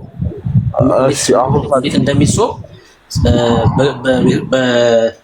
በነቢያትም በሐዋርያትም ጊዜ ሲጾሙም አይተናል። እንዴት እንደሚጾም እግዚአብሔር ራሱ ነግሮናል። የሆነ ሰውዬ ተነስቶ እንደዚህ ጾም ብሎ ሊያዘኝ አይችልም። በቃ ማብራሪያ አይሰጥበትም እንዴ? እንዴት ማስኬድ እንዳለብን ጾም ላይ ምናምን። ብቻ ሌላ ጥያቄ ካለ እሺ ጠይቀኝ። እሺ አይ በቃ እንድታስተውል ነው። ገድላትና ድርሳናት በእግዚአብሔር መንፈስ እንዳልተጻፉ የምታምን ከሆነ እነዚህ ገድላትና ድርሳናት ከዴርቶ ጋዳ በምን ይለያሉ ብለህ ልታምን ትችላለህ። ምክንያቱም ዴርቶ ጋዳ የሆነ ሰውዬ የአእምሮ ውጤት ነው። ለምሳሌ ዴርቶ ጋዳ አይደለ? ልክ እንደዛው እነዚህ መጽሐፍትም በእግዚአብሔር መንፈስ ካልተጻፉ የሆኑ ሰዎች የአእምሮ ውጤት ነው ማለት ነው። ለምን ከዛ አንፃር ያንን ሊያደርጉ ይችላሉ ብለህ ታስባለህ? ማለት ምን ጥቅም ገብቷል? አሁን ይሄን ሆን ብሎ ለመበረዝ ነው ገደል ለመክተት ነው ብለው ነው የምታስበው? በጣም ብዙ ጥቅም። ምክንያቱም ስለሚነግሩ ማለት ነው። በምን እርግጠኛ ነህ? አሁን ደግሞ አንተን ልመነህና እስቲ በምን እርግጠኛ ነህ የሰው አእምሮ ውጤት መሆኑ? ይኸው ስማ፣ በደንብ በማስረጃ ነገርኩህ። የሰው አእምሮ ውጤት ነው ያልኩህ ለምንድን ነው? በእግዚአብሔር መንፈስ ካልተጻፈ ቅድም አንስቻለሁ። መጽሐፍቶች 3 አይነት ናቸው። አንደኛው በእግዚአብሔር መንፈስ የተጻፉ 66ቱ መጽሐፍት ናቸው። ሁለተኛው ደግሞ የሰው የአእምሮ ውጤት የሆኑ መጽሐፍቶች አሉ፣ ልብ ወለድ ምናምን የመሳሰሉ። ሶስተኛው ደግሞ በእግዚአብሔር ሐሳብ ላይ የተነሱ የአመጽ መጽሐፍቶች አሉ። የዚህ ዓለም ገዢ አነሳስተዋቸው የሚጻፉ መጽሐፍቶች አሉ። በእግዚአብሔር መንፈስ ካልተጻፉ ከነዚህ ከሁለቱ አንዱ ነው ሊሆን የሚችለው ማለት ነው። ቆይ ብሩኬ፣ አንተ በህይወት ስትኖር የተጻፈልህ የህይወት ታሪክ ምን አሁን ለምሳሌ አለ እንደዚህ አንተን እንትን ማለት ባክግራውንድን እንደዚህ ጥሩ አድርጎ ለመሳል የሚሞከርም ነገር አለ። ግን እውነት አሁን የሚታወቀ ያሳለፍከውን ነገር የህይወት ታሪክ ቢጻፍ ችግር አለው ወይ? በእግዚአብሔር መንፈስ ተነሳስቶ ግድ መጻፍ አለበት? እንደዛ ነው እያልከኝ አለ? ለምሳሌ ሚኒሊክ የሚል ስም አድርገሃል፣ ከዛ የሚኒሊክ ፎቶ አድርገሃል። ሚኒሊክ ትወዳቸዋለህ እንዴ? በጣም እንዴ! ሁሉም የኢትዮጵያ ህዝብ ነው እንጂ የሚወዳቸው ባለውለታችን ናቸው። ለምሳሌ የሚኒሊክ የህይወት ታሪክ ቢጻፍ እኔ ብሩክ አልቃወምም። ምን አገባኝ? አይመለከተኝም፣ አልቃወምም። የምቃወመው የሚኒሊክ የህይወት ታሪክ መጻፉን ሳይሆን በሚኒሊክ በኩል መዳን አለ ሲባል ነው የምቃወመው። አየህ፣ ትልቁ ችግር ታሪካቸው መጻፉ አይደለም። ተክለ ሃይማኖት የሚባል ሰውዬ እዚህ ምድር ላይ ኖሯል፣ ክርስቲያን ነበረ፣ እንደዚህ አይነት ሀገር ሄዶ ወንጌል ሰበከ ምናምን የሚባል ነገር ተጽፎ ቢሆን አንቃወምም። እኛ ሰበከ ተብሎ ቢጻፍ እንዴ ሰብኳል እንዴ ወይስ አልሰበከም ብለን አናጣራም። በቃ የኛ ችግር በተክለ ሃይማኖት በኩል የዘላለም ሕይወት ይገኛል ተብሎ ተጽፏል። አይ አመጽ ነው። ይሄ ደግሞ አመጽ ነው የሚሆነው። የህይወት ታሪክ ስለሆነ እንኳን አንቃወም፣ በጭራሽ አንቃወም። ስለ ጳውሎስ ለምሳሌ ሐዋርያው ጳውሎስ ማለት ነው የህይወት ታሪክ ሊጻፍ ይችላል። በዛ ዘመን የነበሩት ጳውሎስን በአካል የሚያውቁ ሰዎች ስለተጋድሎ ሊጽፉ ይችላሉ። ምንቃወመው ግን ጳውሎስ ራሱ እነዛን ሁሉ መልእክታት የጻፈው በእርሱ በኩል የዘላለም ሕይወት ይገኛል ብሎ ቢጽፉ እንቃወማቸዋለን። በጳውሎስ በኩል የዘላለም ሕይወት ስለማይገኝ ጳውሎስ ራሱ ከኔ አይደለም ማለት በእርሱ በኩል ወደ አብ እንድንገባ ምን በአንድ መንፈስ ድፍረት አለን፣ ወደ አብ መግባት አለን ብሎ ጻፈ በጌታ በክርስቶስ ኢየሱስ። እኛ ችግራችን የህይወት ታሪክ መጻፉ አይደለም፣ በእነዚህ መጽሐፍቶች ላይ ስለ ዘላለም ሕይወት ማውራቱ ነው ችግራችን። በቃ የምንቃወመው እሱን ነው። ይሄ ነው የአጋንንት ሐሳብ የሚያደርገው። ብሩኬ አሁን እኔ ማምነው እንደሆነ ታውቃለህ፣ በቃ በረከታቸው ይደርብን ምናምን ነገር ሲባል ለነሱ አምላክ የረዳቸውን እኛም እንትን ይበልልን አይነት ነገር ነው። እና እኔ በሆነ መልኩ እንደዚህ አሁን ገድላት ምናምን ማለት ለአንተ ለመጪው እንትን ይጠቅማል ተብሎ ታስቦ ነው የሚዘጋጀውና በዚህ መልኩ ገድላት ላይ ወይ ጥያቄ የምታነሳ ከሆነ እስቲ ልስማ። ማለት ጥያቄ ካለ ገድላት ላይ የተጻፈ ነገር ካለ አንድ ጥያቄ ላንሳ። እንደዛ ከሆነ ከፈቀድክልኝ ችግር የለውም። ዝም ብዬ አጠገቤ ከማይሆን እሺ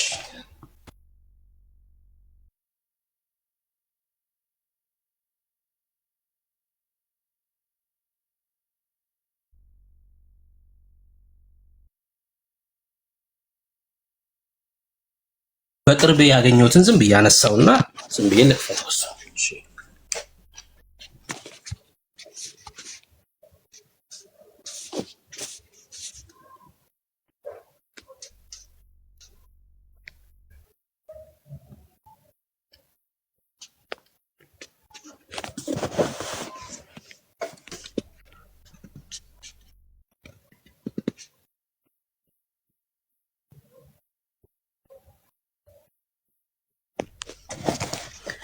እሺ አሁን ይሄ ድርሳነ ሚካኤል በኢትዮጵያ ኦርቶዶክስ ተዋሕዶ ቤተክርስቲያን በኢትዮጵያ ኦርቶዶክስ ተዋሕዶ ቤተክርስቲያን ትንሣኤ ዘጉባኤ ማተሚያ ቤት የታተመ ነው።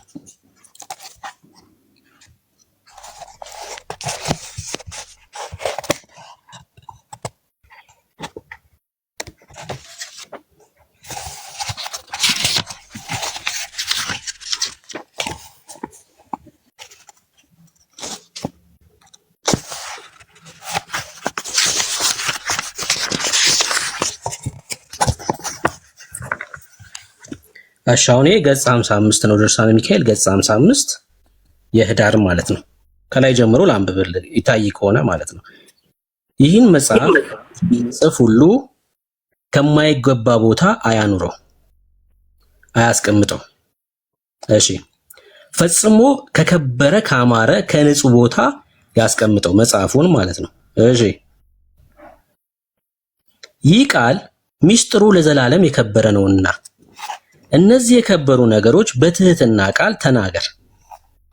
አካ፣ አሜ፣ ሌቅ፣ ቦኬ፣ ኤንካ፣ ካዚን፣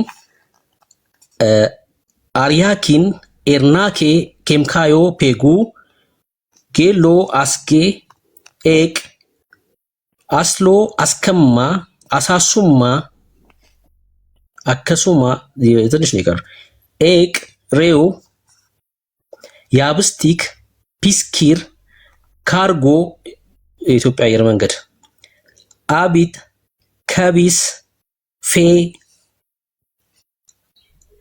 እሺ ምን ላይ ነን? ፌ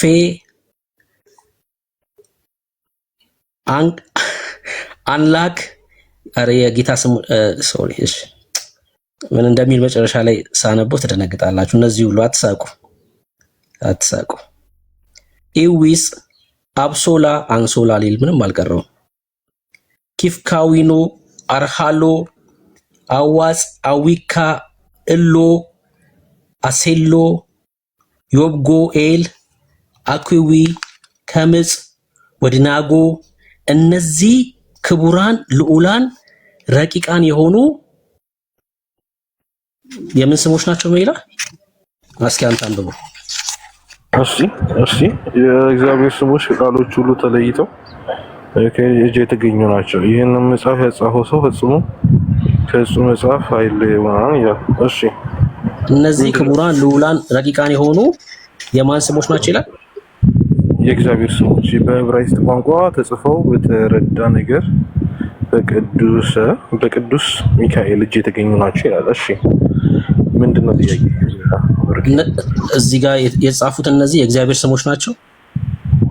አዎ እኛ አሁን እምነት ስለ የኦርቶዶክስ እምነትን ታውቀዋለህ መቼስ ስለ መጽሐፍ ቅዱስ ብቻ አይደለም ሌሎች መጽሐፍቶችንም እንቀበላለን። መጽሐፍ ቅዱስ ብቻ አንልም። ያ ደግሞ አስተምጣችሁ እነዚህ የእግዚአብሔር ስሞች ናቸው ብለህ ታምናለህ አንተ? አብሶላ አሁን የእግዚአብሔር ስም ነው አንዴ ኤል የሚለው አሁን የእግዚአብሔር ስም ነው እቀበለዋለሁ። ሌላውን በጥልቅ ካልመረመርኩት ኤል ነው አሁን እቀበለዋለሁ። ኤል የሚለው የእግዚአብሔር ስም መሆኑን በምን አወቅ? ምክንያቱም አስተምሮት የተማርኩትና ኤል የሚለው የእግዚአብሔር ስም መሆኑን አንተ በምን አወቅ ነው የምልህ እኮ። የተማርኩትን አልኩ እኮ አባቶች ያስተማሩኝን እቀበላለሁ። አብሶላም የእግዚአብሔር ስም ነው። አብሶላ የእግዚአብሔር ስም ነው። ካርጎስ ሁሉም እንዴ ሙድ እንዳትይዝ ብርኪ አላል ሙድ ይዛለው እንዴ? በዚህ ሙድ ያላስኩኝ እንዴ? ለዛው ይሄ በአምላኬ ላይ እኮ ነው በእውነት ነው ብላችሁ በአምላኬ ላይ የተሰራ ወንጀል እኮ ነው። በተለያየ አይነት ለምሳሌ በተለያየ አይነት ቋንቋ እግዚአብሔር ይባል የለ እንዴ? ዋቀዩ ተብሎ በኦሮምኛ እግዚአብሔር ይባል የለ እንዴ? ምንድነው እነዚህ ቃላቶች ዕብራይስጥ ናቸው ብለህ ነው የምታምነው አንተ? እንዴ ዕብራይስጥ ነው እያለ የተጽፎ የለ እንዴ ከታች? በጣም ጥሩ። እዚህ ውስጥ እንግዲህ ክርስቲያኖች አሉ ሂብሩ ቋንቋ የሚችሉ ማለት ነው። እስኪ ቁጥር ጻፉልኝ። ምንድነው የሚለው ብሩኪ? የዕብራይስጥ ቋንቋ አይደለም የሚለው አሁን እንዳታወዛግበኝና ይሄማ እዚህ ጋርማ ትክክል ነው። በዕብራይስጥ ቋንቋ ላይ ተጻፈው ይላል እኮ ትክክል ነው፣ ግን ውሸት ነው እያልኩ ነው ያሉት። እንደዚህ የሚሉ ቃላቶች በሂብሩ ቋንቋ የለም። ጻፉልኝ፣ ቁጥር ጻፉልኝ። አንድ ቁጥር መግባት የሚችል ሰው በሂብሩ የሚችል ክርስቲያኖች ስላሉ ችግር የለው። እዚህ ላይማ ይላል እኮ ለምሳሌ ማለት ነው ክርስቲያኖስ ሰረኖስ ሰማሪያ። አሁን ይሄ የጌታ ስም ነው ተብሎ ተጽፏል። ትቀበላለህ? እስቲ አሳየኝ። የቱ ጋር ነው? አሳየኝ። እሺ አንዴ ብሩኬ ገብቷል። እሺ ይሄው ብሩ ይመስል ሰው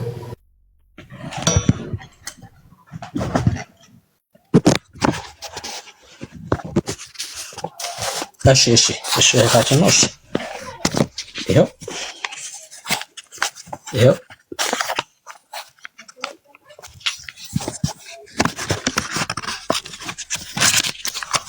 አሳየኝ ካልከኝማ እኔ ደስ እያለኝ ነው።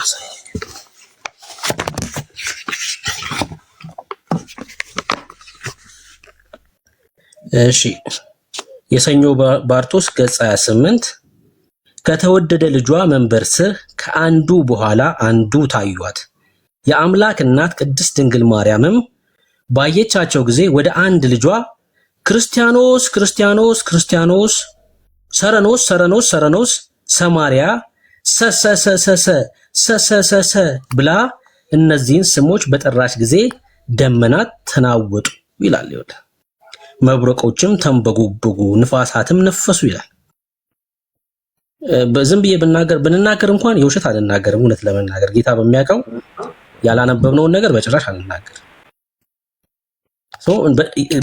ማናት እንደዚህ ብላ የጠራችሁ? ማርያም ናት ይላል። ማንን? ልጇን ነው እንደዚህ ብላ የጠራችሁ። ክርስቲያኖስ ሮናልዶ ነው የቀራት እኮ ክርስቲያኖ ሮናልዶ ምናምን ነው የቀራት እንጂ አትቀልድ። ይሄ የእግዚአብሔር አሁን አንተ የባዮሎጂካል ኔምስ ታውቃለህ? ሚውት አድርግ አንተ ሚውት አድርግ አንተ። እሺ ሚኒሊክ ይኸው አሳየውክ። እሺ ብሩክ ምንድነው አሁን ቃላቱ ነው ምንድነው ችግሩ? አሁን እነዚህ የሂብሩ ቋንቋ ናቸው፣ በሂብሩ ቋንቋ የተጻፉ የአምላክ ስሞች ናቸው ተብሎ በጣም የሚያሳዝነው ላሳይቅ። የሚያስቅ ሳይሆን የሚያሳዝነው ላሳይቅ። አሁን ለምሳሌ አሁን ይሄ የአምላክ ስም ነው ብለህ ታምናለህ? ይወልቀው የ ሃርዛን ግዞ ቆኖኖኪ የ ቆኖኖኪ የ ታታታታ የሚል አሳይ። መጀመሪያ ከላይ ምን አልከኝ? የአምላክ ስም የሚል አለ እኮ ላሳይህ እኮ ነው ላሳይህ ነው። እዚህ ጋር ያየነው እዚህ ጋር ታታታየ የሚለውን የአምላክ ስም ነው የሚለውን አሳይ። ከላይ ከፍ ብለህ እኮ ቆይው ላነብልህ እኮ ነው። በደንብ ስማኝ። የ ሃርዛን ግዞ ቆኖኖኪ የ ቆኖኖኪ የ ታታታታታ ታቱታቴ ቱቱቱቱታ ቱታ ቲቱ በእነዚህ ቃሎች ስጋህን ደምህን አስብ። በእነዚህ ቃሎች ስጋህን ደምህን የጌታ እራትም ማለት ነው። ስጋ ደምህን አስብ በምን? በእነዚህ ቃሎች ይላል መጽሐፉ። ይኸው አሁን እነዚህ አሁን ያሳየውክ የአምላክ ስሞች ናቸው ምናምን ብለህ ታምናለህ አንተ? ስሞች ናቸው ተብሎ ተጽፏል። የአምላክ ስሞች ናቸው የሚለውን አሳየች። ይኸው በእነዚህ ቃሎች ስጋ ደምህን አስብ ምን ማለት ነው? እሺ ንገረኝ አንተ። በእነዚህ ቃሎች ስጋ ደምህን አስብ ማለት ታዲያ አምላክ ስሞች ናቸው ማለት ነው እንዴ? እኮ ምንድን ነው ንገረኝ አንተ። እኮ እኔ ትክክል ካልኩ አንተ ምን ማለት ነው ንገረኝ አልኩ ለአንተ። በእነዚህ ቃላቶች በእነዚህ ቃል ይሰማሃል ይላል እኮ። አጥነተ ይሄን ገለጥ አድርገው እስቲ ወደ ኋላ አንድ ስቴፕ እንትን እንበለውና አንብበውና ትመልስልህ። ወደ ኋላ ከታች አንብበው። ይኸው ሶስቱ ስሞች በፊቱ እንደ ባህር ዓሣ ወጥመድ ጌታን ኢየሱስ ክርስቶስ በእነዚህ ስሞች ኃይል ስለ ድንግል ማርያም እናትና ግን እኔ አሁን ለምሳሌ ብሩኬ ምን አለ መሰለሽ ልክ ነሽ። እንደዚህ አይነት ነገሮች ጥያቄ ያስነሳሉ። ጥያቄ ያስነሳ ምናምን አልልሽም፣ ግን እንደዚህ አለ አይደል ሊቃውንታን ምናምን ከነሱ ጋር መሞገቱ ነው የሚሻለው እንጂ እኔ ከኛ መልስ የምታገኝ አይመስልም። ወንዳውራው ብራዘር ልክ ነሽ። አም ሶሪ በጣም ነው የሚያስጠላው። በነገራችን ላይ አንተ ነህ እያልክ አውራ ነሽ። እዛ ምንድነው እዛው አስቀምጥ ብራዘር። እጭ ምንድነው ነሽ? እሺ ቅድስና ለእግዚአብሔር። ይቅርታ ለቃል አጠቃቀሚ፣ ግን የሊቃውንትን ሄደ ብታወራ የተሻለ ነው። ከኛ መልስ እንደዚህ አይነት ነገር ላይ ብዙ የተማረ ሰው አለ ብዬ አላስብም። ምናልባት ጥቂቶች ናቸው እኮ ሊቃውንቱ እኮ እንደዚህ አይነት ነገር ላይ አይሳተፉም፣ አይመጡም። ተደብቀው ቤታቸውን የምሬን እኮ ነው የምልህ። ሊቃውንቱማ ያውቃሉ ስራቸው መልስ እንደሌላቸው ስለሚያውቁ ሊሉ የሚችሉት በቃ አስተምሯችን አይደለም፣ በቃ ከዚህ አይዘልም ሊሉ የሚችሉት ይሄ ብሩኬ በቃ እሺ፣ በቃ አሪፍ ነው እኮ ጥያቄሽ የሚያስነሳ ነገር ነው። ግን አሁን እነዚያ ማርያም ምናምን ሞር በዚህ ነገር ላይ አሪፍ ስለሆኑ ምናልባት ወይ ከነሱ ጋር ዲቤት ምናምን ብትገቢ አሪፍ ነው። እኛም እንማርበታለን። ወይ ፕሮቴስታንት ነው ወይ ባለንበት ይቀራል። እስኪ ጠይቀው እስኪ ዲቤት ማድረግ ትችላለህ ወይ ብለህ ጠይቀው እስኪ።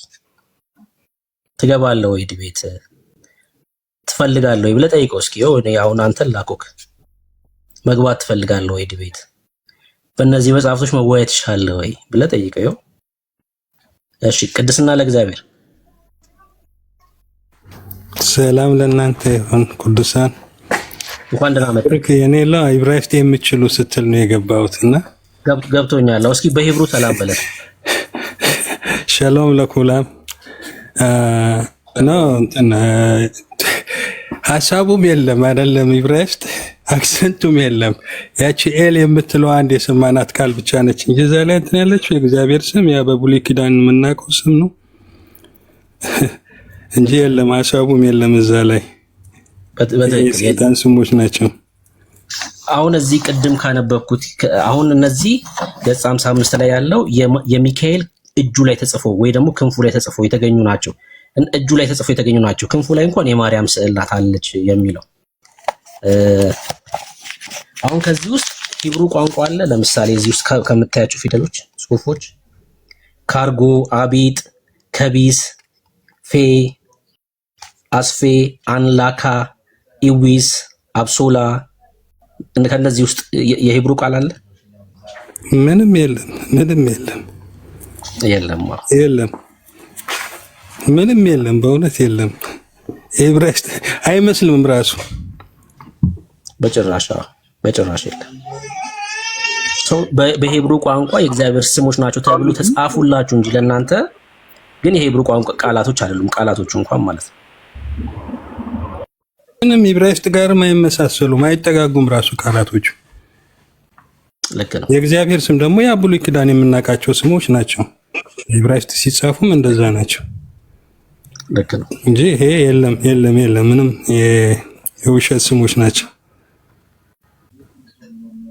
ለዛ ነው የምንቃወመው። ሚኒሊክ ግልጽ ሆነልህ?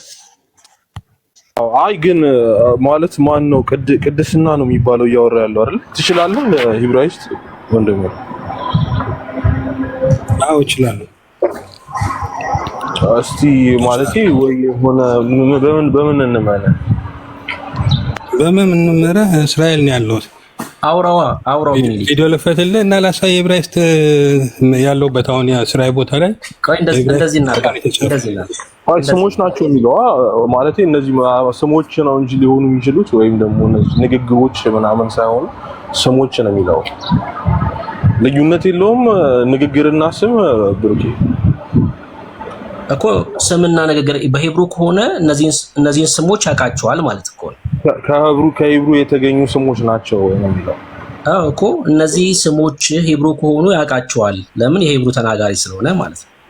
ለምሳሌ ስሞች በሂብሩ ለምሳሌ ሂብሩ ቋንቋ የሚጠቀሙ ሰዎች የሚያወጡት ስምን ምናልባት ላይረዳው ይችላል ይሆናል እኮ እየገመትክ ነው እኮ አንተ ያለው። ያው ለምሳሌ ይሄው ሂብሩ ከፍቼልታለሁ። እስኪ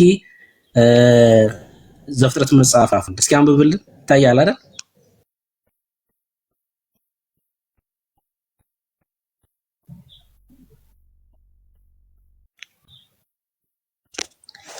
አለ ቅድስና ለእግዚአብሔር። አቤት ይታያል።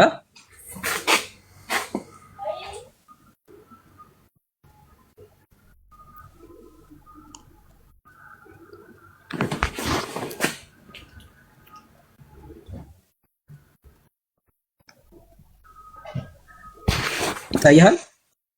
ይሰማል? ድምጼ ይታየኛል። ከኔ እየተቆራረጠብኝ ነው ግን ዋያር ኤሎሂም ቀጥለው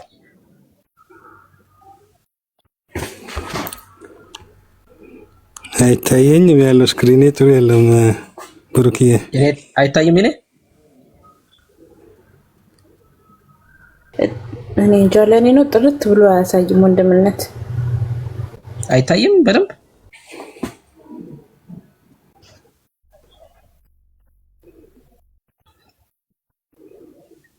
ለሌሎቻችሁ አይታይም። ተመልሻለሁና አልሰማሁትም ነበር። እሺ አይ እንዲያነብልህ ፈልጌ ነው። ሀሳቤን ግን ተረድተዋል ብሩኪ? ማለት ንግግር ለምሳሌ የሆነ ኦሮሚያ ክልል ውስጥ ሄደ ኦሮምኛ እችላለሁ ብለህ መናገርና የኦሮምኛ ስሞች ናቸው መባሉ ትርጉም ላይሰጠው ይችላል። ምናልባት እሱ እንደዚህ አይነት ስም ለምሳሌ ኦሮሚያ ክልል ሄደ ቶሎሳ የሚባል ስም ብትሰማ በቃ ስም ነው አይደለ እኮ እሱን እኮ ነው እያልኩ ያለው። ቶሎሳን ግን ምን ማለት እንደሆነ ያውቃል። አንድ ኦሮምኛ የሚችል ሰው ምን ማለት እንደሆነ ያውቃል። ትርጉሙን ጫላ ቢባል ለምሳሌ ባለብራይስቱ ቢሆን ጫላ ኦሮምኛ ስም ሆኖ ሰምቶት ማያውቀው ሰው ሆኖ ቢሆን ኦሮምኛ ተናጋሪ ሰው እንዴት ነው የማያውቀው? ጫላ ቢባል በቃ ያውቃል፣ ስም ነው። ከዛ ጫላ ምን ማለት እንደሆነ ያውቃል። ይሄ በጣም እኮ ግልጽ ነገር እኮ ነው። በጣም ግልጽ ነገር ነው። ስም ነው በቃ ጫላማ በለጠ ማለት ነው። በቃ ምንም እኮ ግልጽ ነገር ነው። አያስኬድም ማለት ነው። መጽሐፍ ቅዱሳችን ላይ እግዚአብሔር ስሜ ይሄ ነው ብሎ ነግሮናል አይደለ? ስሜ ይሄ ነው ብሎ መጽሐፍ ቅዱሳችን ላይ ነግሮናል። ዕብራይስጥ የሚችለው ልጅ ለምን ወጣ? ፈልገሽው ነው? አታስወርዳት። ቆይ ማን ያስወርዳት? ነይ ቁጥር ጻፊልኝ።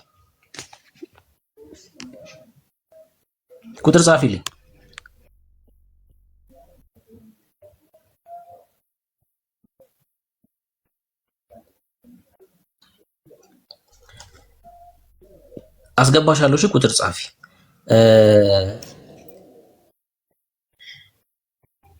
ሐሙስና እሑድ እባብ የገደለ የኃጢአት ስርየት ያገኛል። ታምናለህ በዚህ? ምን አልከኝ? ሐሙስና እሑድ እባብ የገደለ ሰው የኃጢአት ስርየት ያገኛል። ረብስማ ምን እንጃ እኔ አላውቅም። አካለን ነው እስቲ ብሩኪ ጥሩ ነው እንድንጠይቅ ያደርገናልና ሰምተህ አታውቅም? ኤርሚ ያለ ገድለ ተክለ ሃይማኖት አጠገብህ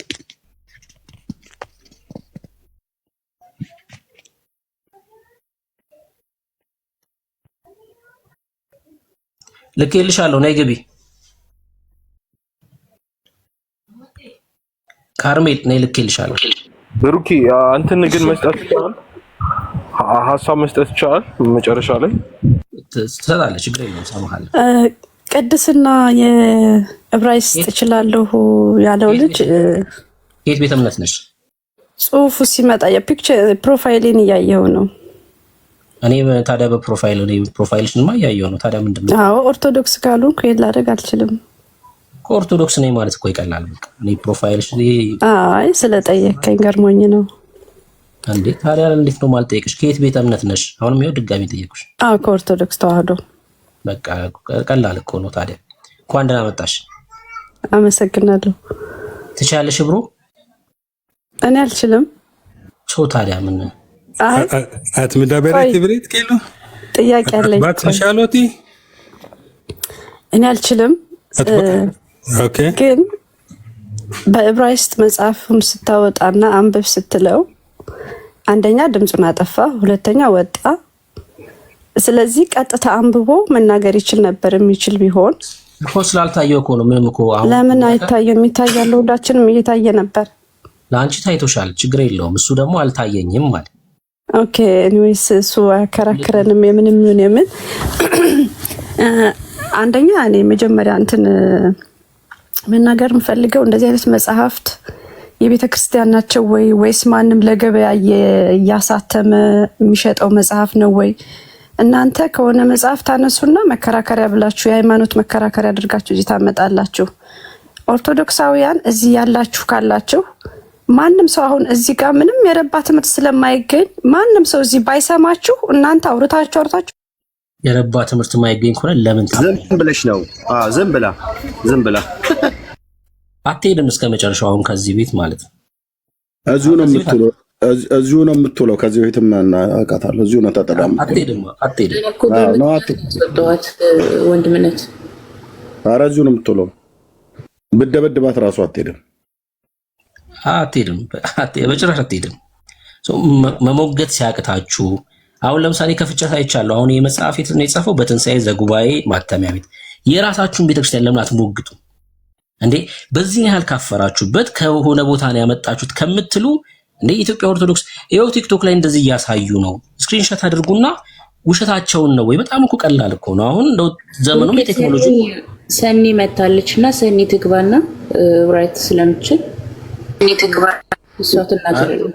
ይችላል ወንድማችንም እኮ ይችላል እኮ እስራኤላዊ እኮ ነው። ጌታ ብዙ እስራኤላዊ ዘሮን እንጂ እስራኤላዊ ነው ልጁ ይችላል። ብዙን ጊዜ ሰምቼዋለሁ ነው። አዎ ብዙ ጌታ እስራኤላውያን ወንድምቶች ሰጥቶናል። በቃ ሰጥቶናል። ገብተሽ መሞገት ትችላለሽ እህት ዓለም። ትክክል ካልሆነ ደግሞ የምናሳየው መጽሐፍ እኮ በጣም ቀላል ነገር ነው። እኔ አሁን ኢትዮጵያ ውስጥ ነው የምኖረው። የኢትዮጵያ ኦርቶዶክስን በተሳሳተ መጽሐፍ እየወነጀለ ነው ብለሽ ክሰሽኝ፣ ቀላል ነገር እኮ ነው። እኛ ምን አልከስም። ምን ለምን ከሳለውኝ? መብት ነው እኮ ማለት ምን ላልተሰጠሽም እንድትናገሪ ሲሰጥሽ ነው የምታወሪው። ዝም ብሎ አይወራም። ደስ ሲሰጥሽ ታወሪያለሽ። ላሳይክ ሚኒሊክ መጽሐፉን ቅድም ያልኩን ሐሙስና እሁድ እባብ የገደለ የሚለውን ላሳይክ።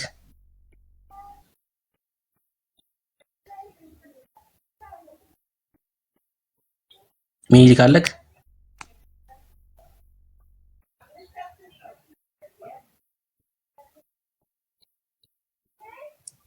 እሺ ሚኒሊክ የለም።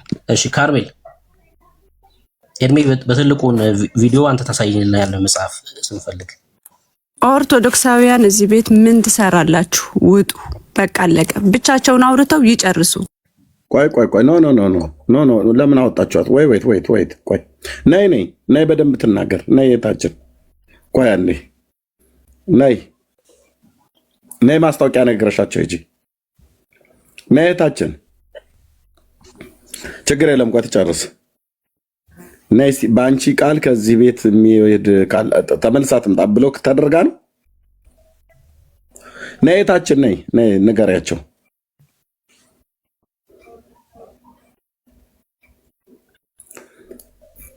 አለሽ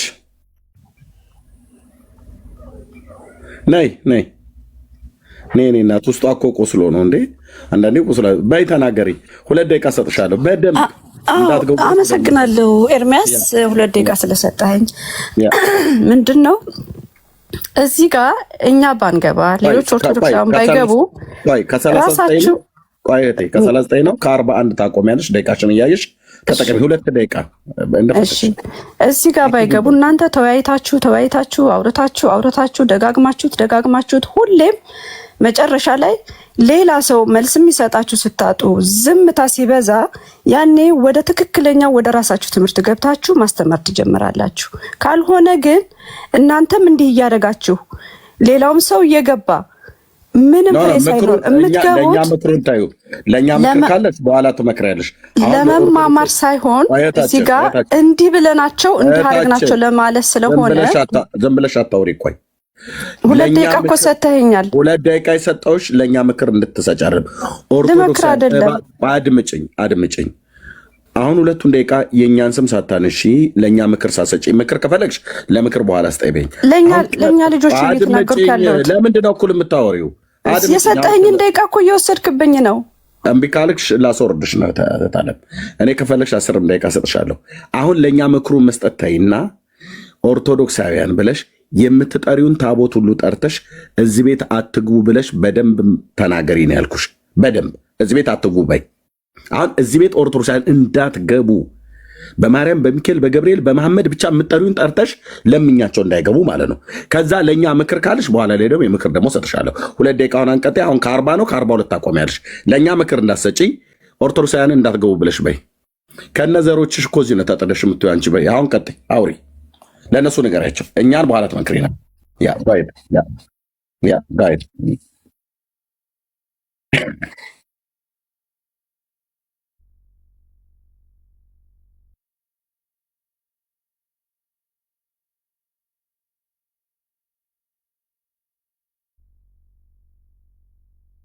ስክሮል ሳረግ ሳልፍ ምናልባት የሆነ ነገር ሲናገሩ ስሰማ አላስችል ብሎኝ ይገባለሁ። ከዛ ውጭ ግን ማስተላልፈው መልእክት ካለ ምጽፈው ካለ ቴክስት አድርጌ ነው የምወርደው እና የምወጣው። ቁጭ ብዬም ተጥጄ ማላቅም ሰምቼ ማላቅም። ስለዚህ ኦርቶዶክሳውያን ጥቅም የማታገኙበት ከሆነ አትግቡ። አዳምጪኝ፣ እኔ ኦርቶዶክስ ነኝ። ግን ለምሳሌ አዳምጪኝ፣ ለምሳሌ የኦርቶዶክስ እውቀት ያላችሁ ሰዎች አሉ አይደለ? እንደዚህ ምናምን ተብሎ ስለኛ እምነት ሲባል እነዛ ሰዎች ገብቶ ዲፌንድ ማድረግ የለባቸውም እንትን ነው የምትይው? አያደርጉም። ለምን መሰለ? ቆይ አዳምጪኝ። ሰዓትን እየጨረስክብኝ ነው። ስጨርስ አንተ ተናገር፣ እሰማሃለሁ። ሁኔታችሁን እሰማሃለሁ።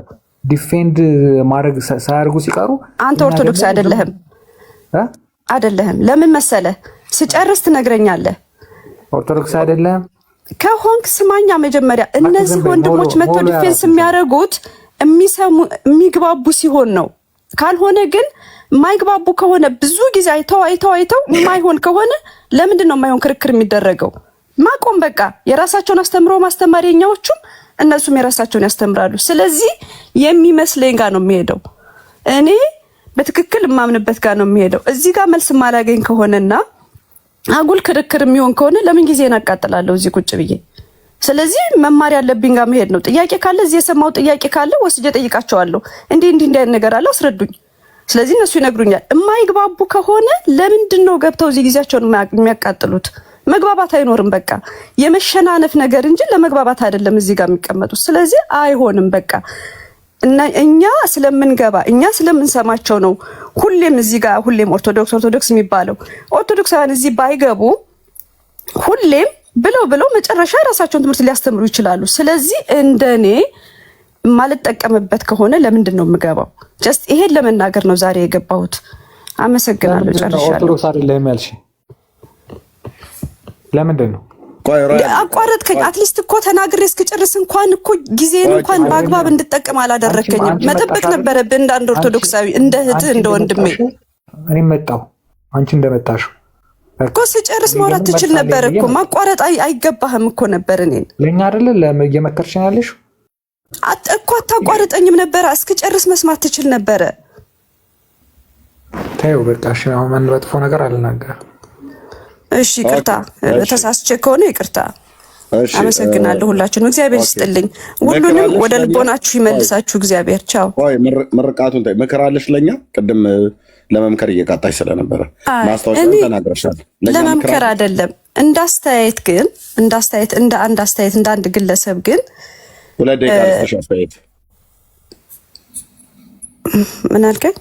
2 ደቂቃ ለአስተያየት 2 ደቂቃ ልስጥሽ። ለኛ ነው አስተያየት የምትሰጪው አይደል? አዎ እንዳስተያየት ለወገኖችሽ ማስታወቂያ 2 ደቂቃ ሰጥቼሻለሁ። ለኦርቶዶክሳውያኑ 2 ደቂቃ ለኛ አስተያየት ቀጥይ።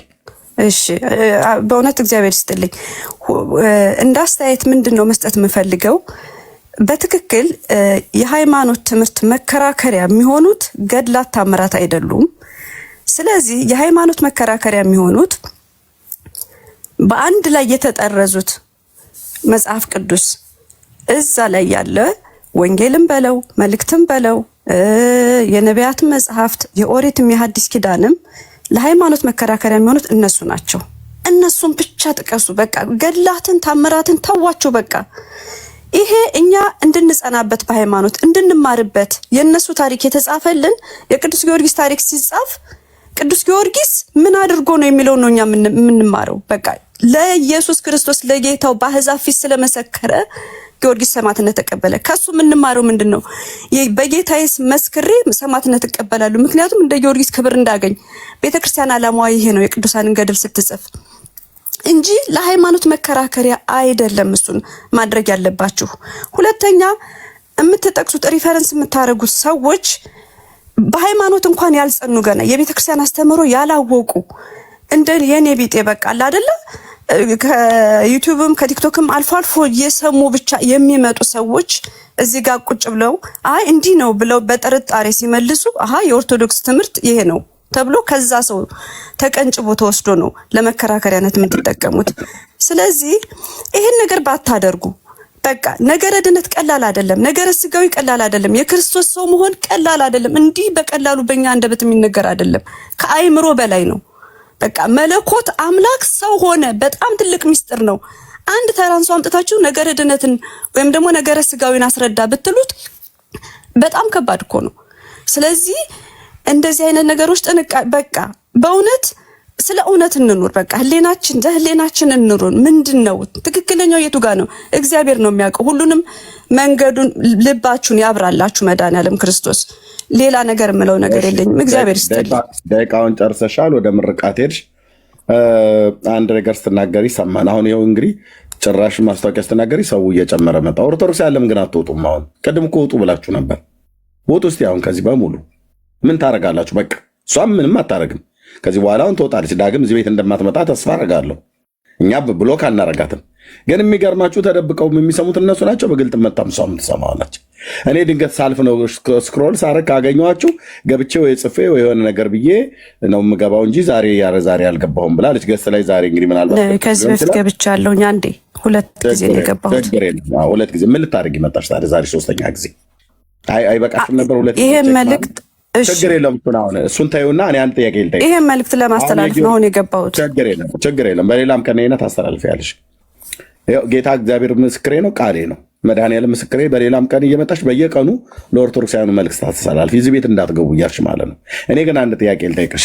አሁን የጊዮርጊስን ብለሽ የቅዱስ ጊዮርጊስን እንደ ምሳሌነት ብለሽ ያነሳሽዋለ። ከእሱ ልንማር ከተጋድሎ ከመከራው ልንማር ብለሽ አልሽ። በጊዮርጊስ ሰማዕትነት ታምኛለሽ አይደል? ሰማዕት እንደሆነ አዎ በሚገባ እኔ አላልኩሽ፣ አታድርጓት። ሰማዕት እንደሆነ ታምኛለሽ? አዎ። በአማላጅነቱ ያማልድሻል? አዎ። በሰማዕትነቱ ታምኛለሽ፣ በአማላጅነቱ ያማልድሻል? አዎ። ጊዮርጊስ በምን ላይ ተቀምጦ ነበር ጠላቶቹን የተዋጋው? ጠላቶቹን የትኞቹን ጠላቶቹን? ወታደር በነበረ ጊዜ ወይስ በአሕዛብ ፊት ሲናገር? ሰባ ነገስታትን የተዋጋው በምን ላይ ተቀምጦ ነበር? በምንም ላይ ተቀምጦ አይደለም። ስጋ ለብሷል። እንደ ሰው መከራ እየተቀበለ ነው የተዋጋቸው። የሚቀመጥበት እጁ ላይ ጦር ይዞ ደራገንን የወጋው ምን ላይ ሆኖ ነበር? እሱ ገና ወደ ሰማዕትነት ሳይመጣ ስለ ክርስቶስ ገና መመስከር በአሕዛብ ፊት ሳይጀምር ገና ወታደር እየነበረ ጊዜ የንጉሱ ልጅ ምን ላይ ነበር የተቀመጠው ነው ያልኩሽ? ፈረስ ላይ። ፈረሱ ነጭ ፈረስ ነው አይደል? አዎ። በፈረሱ ውስጥ ታምኛለሽ? በፈረሱ ማለት በፈረሱና ጊዮርጊስ ተቀምጦበት የነበረው ይጋልበው የነበረው ከቦታ ቦታ ይንቀሳቀስበት የነበረውን ፈረስ ታምኛለሽ? በምኑ ነው ማምነው? እሱን ራሱ ፈረሱና ፈረሱና ምታምኝ ጊዮርጊስን ታምኛለሽ? ምንድነው ብዬ ነው ማምነው? ፈረሱን ቆይ ምንድነው ብዬ ልመነው? ያድናል ብለሽ ነው? ፈረሱ እንዴት ነው ያድናል ብዬ ማምነው? አታምኝም ወይስ ታምኛለሽ? ፈረስ እንዴት ያድናል? እሺ እንደውም ከፈረሱ ጭራውን ታምኛለሽ? አታምኝም? የፈረሱን ጭራ አሁን ምን ልትል እንደሆነ ገብቶኛል። ልመልስልህና ልጨርስ። ምንድነው ልል የፈለግኩት? ምንድነው ለማለት የፈለግከው? ቆይሽ አንድ ጥያቄ ልጠይቅህ። አይ ኖ ምንድነው ለማለት የፈለግኩት? ቅዱስ ጳውሎስና ጴጥሮስ ሲያልፉ ጥላቸው ድውይን ይፈውስ ነበር። በጥላቸው ታምናለህ ወይስ በጴጥሮስ አማላጅነት ታምናለህ? መልስልኝ። ይሄን ጥያቄውን በጥያቄ ነው መልስልህ። እኔ ነኝ የሚዩት ያደረግኩሽ። እኔ ምን እንደምል እቺ እህት መድኃኒዓለም ነኝ እያለች ነው፣ አምላክ ነኝ እያለች ነው። የልብህን አውቃለሁ፣ ምን ልታወራ እንዳለ የልብህን አንብቤዋለሁ እያለች ነው። የሴት እግዚአብሔር ነኝ እያለች ነው። ምን እንደምል ያወቅሽውን ለህዝብ ተናገሪ፣ ማይኩን ከፍተሽ። አውቄዋለሁ ምን ልትል እንደሆነ ብለሻል። ምን ነበር ልል ያልኩት? ገና ካፌ አላወጣሁትም። ቀጥይ። ልትናገር የነበረ ሰዎችን ይላል። አይ በመንትንም ሳይሆን የተናገሩትን ሳይሆን ሊናገሩ ያልቻሉትን ነገር አዳምጠው። እውነቱ ያለው እሱ ጋር ነው ስለሚል ምን ነበር ልል የፈለኩት? ልመልስልህ። ከአንደበቴ ያላወጣሁትን አንቺ ያወቅሽውን ነገር ለህዝቡ ተናገሪ። ልመልስልህ።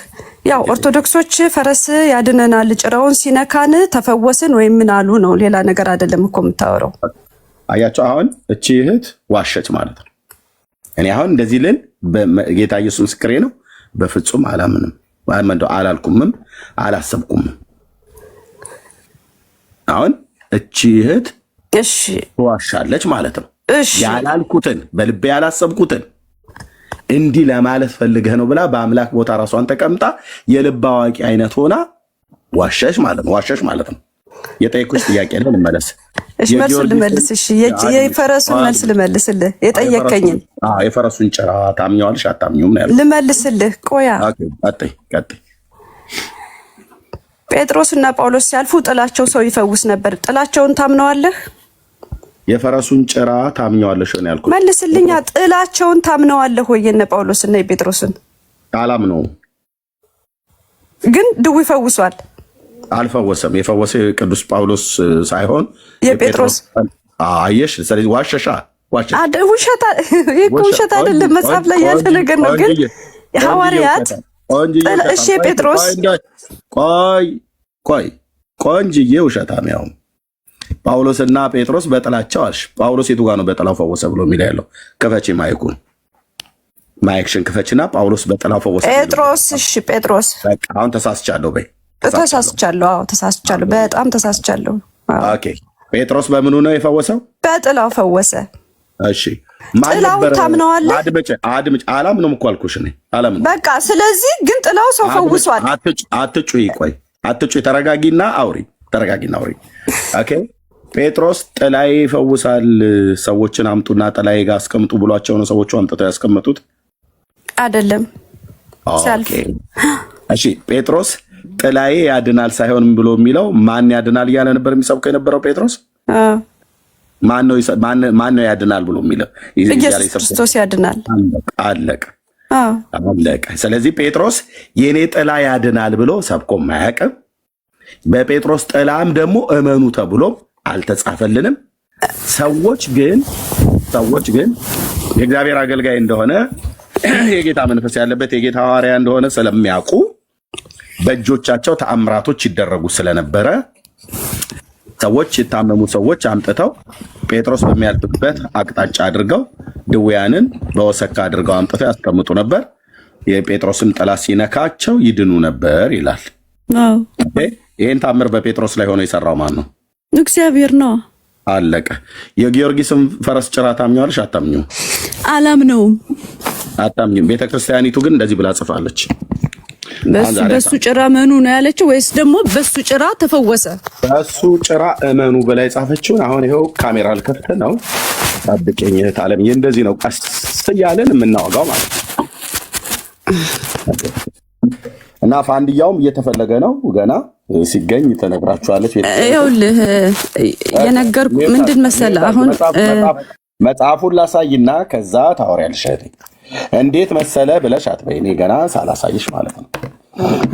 የፈለከውን መጽሐፍ አውጥተህ አንብብ። እኔ እንዳትገቡ እዚህ ፔጅ ብዬ ያተናገርኩት እኔ አንተ ጋር እዚህ ልከራከር ሳይሆን ልወጣ ነው።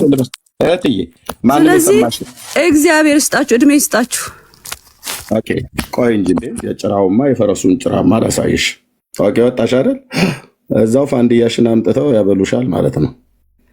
ኦኬ እንዲህ ነው የእግር እሳት የምንሆንባችሁ ማለት ነው። በመረጃ ያው የጊዮርጊስ የፈረሱ ጭራ እመኑ ብላ ተማጸኑበት ብላ ቤተክርስቲያንሽ ጽፋለች። ፋንድያውን እየፈለገችልሽ ነው። ኦኬ አዎ ያ እዚህ ተጽፎልሻል እህት ዓለም።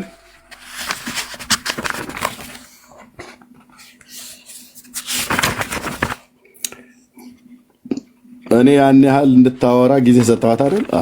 እንዲህ ነው ጥላ ነው የሚረቃችሁ አልኩሽ። ከኔ ጋር ስትመጡ ፒሪ ፒሪ ፒሪ ፒሪ ፒሪ ፒሪ ፒሪ ፒሪ ፒሪ ፒሪ ፒሪ ኦርቶዶክስ እንዳትገቡ እዚህ ቤት። ቀደም 500 ሰው ነበር፣ 200 ሰው ጨመረ ራሱ። ቢሃይንድ ባይማ ስንት አለ እንደተሰለፈ። ያው ቤተክርስቲያንሽ በቦታው ስለሚገኙ የቅዱሳን አጽም ብላ ባለችበት ክፍል ላይ መጽሐፈ ጤፉት ገጽ 214 ላይ በጊሼን ደብረ ከርቤ የታተመ መጽሐፍት ላይ በደብሩ ከዛ ዳግመኛ በዓላቸውን ታከብሩ ዝክራቸውንም ተዘክሩ ትማጸኑባቸው ዘንድ እነዚህን ሁሉ አምጥተናል ብላ ትላለች። ከወርቅ ሳጥን ውስጥ ከተለበጠው እዛ ተቀምጧል ብላ ትላለች። አጽማቸው የሰዎች አጥንት ማለት ነው።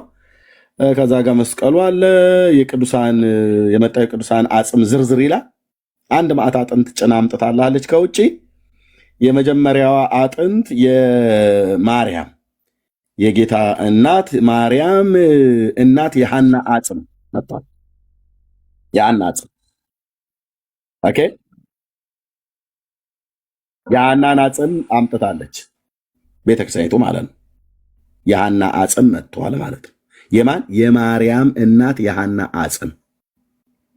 ተባረኪ እህቴ ሰብለ ነሽ የምትባዩ ለወንድምነት ለብሩኬ ጊፍት ስለሰጠሽ ቴንክ ዩ ጸጋ ይብዛልሽ። ኦኬ የሐናን አጽም አምጥቻለሁ ብላለች። አጥንት መጥቷል ማለት ነው። አጥንት አንድ ቁጥር የበርተሎሜዎስም አጥንት መጥቷል ኢትዮጵያ ውስጥ ምን ለማድረግ የጊዮርጊስም አጽም መጥቷል። ይህም ብቻ አይደለም የፈረሱም ጭራ ጭምር መጥቷል። ምን ሊደረግበት? በዓላቸውን እንድታከብሩ፣ ዝክራቸውን እንድትዘክሩ፣ እንድትማጸኑባቸው። እህትዬ በእውነት የጊዮርጊስ ፈረስና ፋንድያው በረከቱ ይደርባችሁ። የጊዮርጊስ የፈረሱ ጭራ ጭምር የት ነው የምትወርዱት? እንዴ ወረዳችሁ? ወረደ እኮ አሁንም ያንደኛ ወረደ። አሜን በሉ እንጂ ኦርቶዶክሳውያን ወገኖቼ፣ በእውነት ይህንን ታምር ልትንቁ አይገባም። ኦርቶዶክሳዊት ቤተክርስቲያን አምጥታላችኋለች። ጊዮርጊስ ብለሽ ስለጠራሽ ማለት ነው። ስለዚህ ጊዮርጊስ አጽሙን ብቻ ሳይሆን የፈረሱንም ጭራ ጭምር አምጥታለች። ምን እንድታደርጉበት? በዓላታቸው እንድታከብሩ፣ ከዛስ ዝክራቸው እንድትዘክሩ፣ የፈረሱን ጭራ ዝክር እንድትዘክሪ፣ የፈረሱን ጭራ በዓል እንድታከብሪ። የፈረሱ ጭራ መቼ ነው የሚውለው ብለሽ ነው ቤተክርስቲያንሽ መጠየቅ ያለብሽ። ከዛስ በፈረሱ ጭራ እንድትማጸኝበት አምጥታለች ቤተክርስቲያኒቱ። በእውነት ፋንድያው እየተፈለገ ነው። ኮቴው ሰሜን ሸዋ አለ። የጊዮርጊስ የፈረሱ ኮቴ የረገጠው ተብሎ ሰሜን ሸዋ ላይ አለ በስርዓት ህዝቤ እየሄደ የሚያፈነድድበት ማለት ነው። ግልጽ አይደለም? እንደ አማርኛ ግልጽ ነው።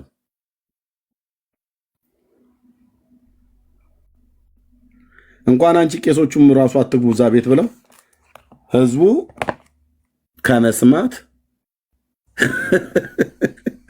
አላስታጎለም።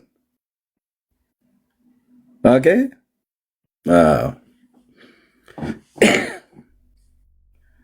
አዎ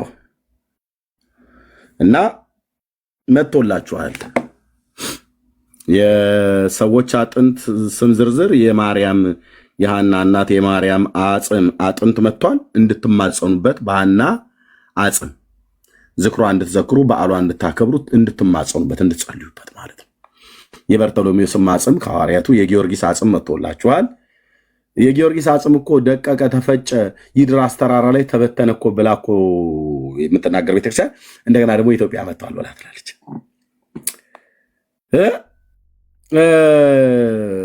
የፈረሱም ጭራ ጭምር ፋንድያውን ጠብቁ፣ የሚቀጥለው ላይ ይመጣላችኋል። በእውነት በዚህ ቤተክርስቲያን መኖር እንዴት ደግ መሰላችሁ ይሉላል፣ ይመጣል።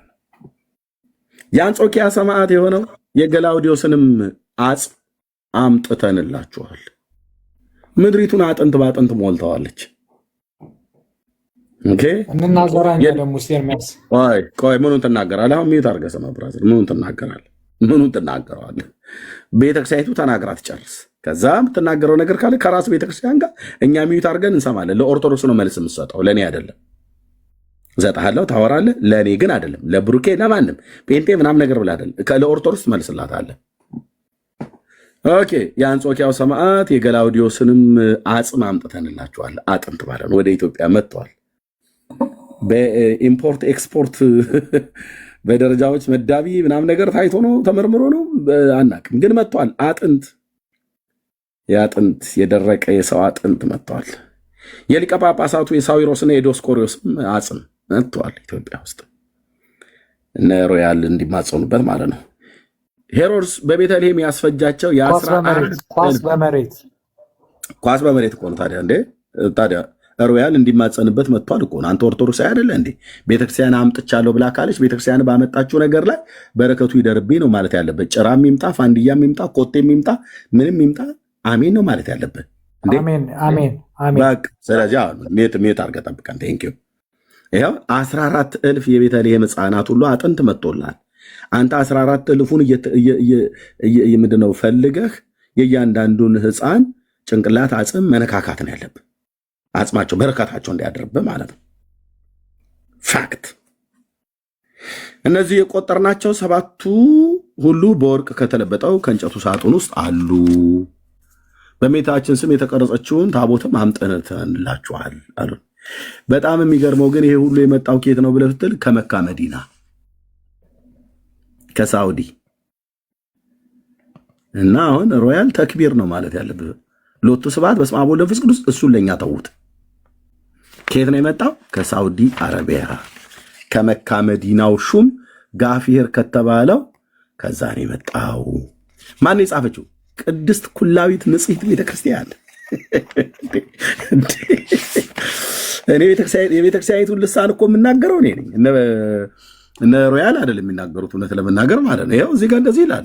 አፄ ዘርዓ ያዕቆብ ከየት ነው አመጣሁት ብሎ ይላል። ከመካ መዲናው ንጉሥ ሹም ነው ይላል።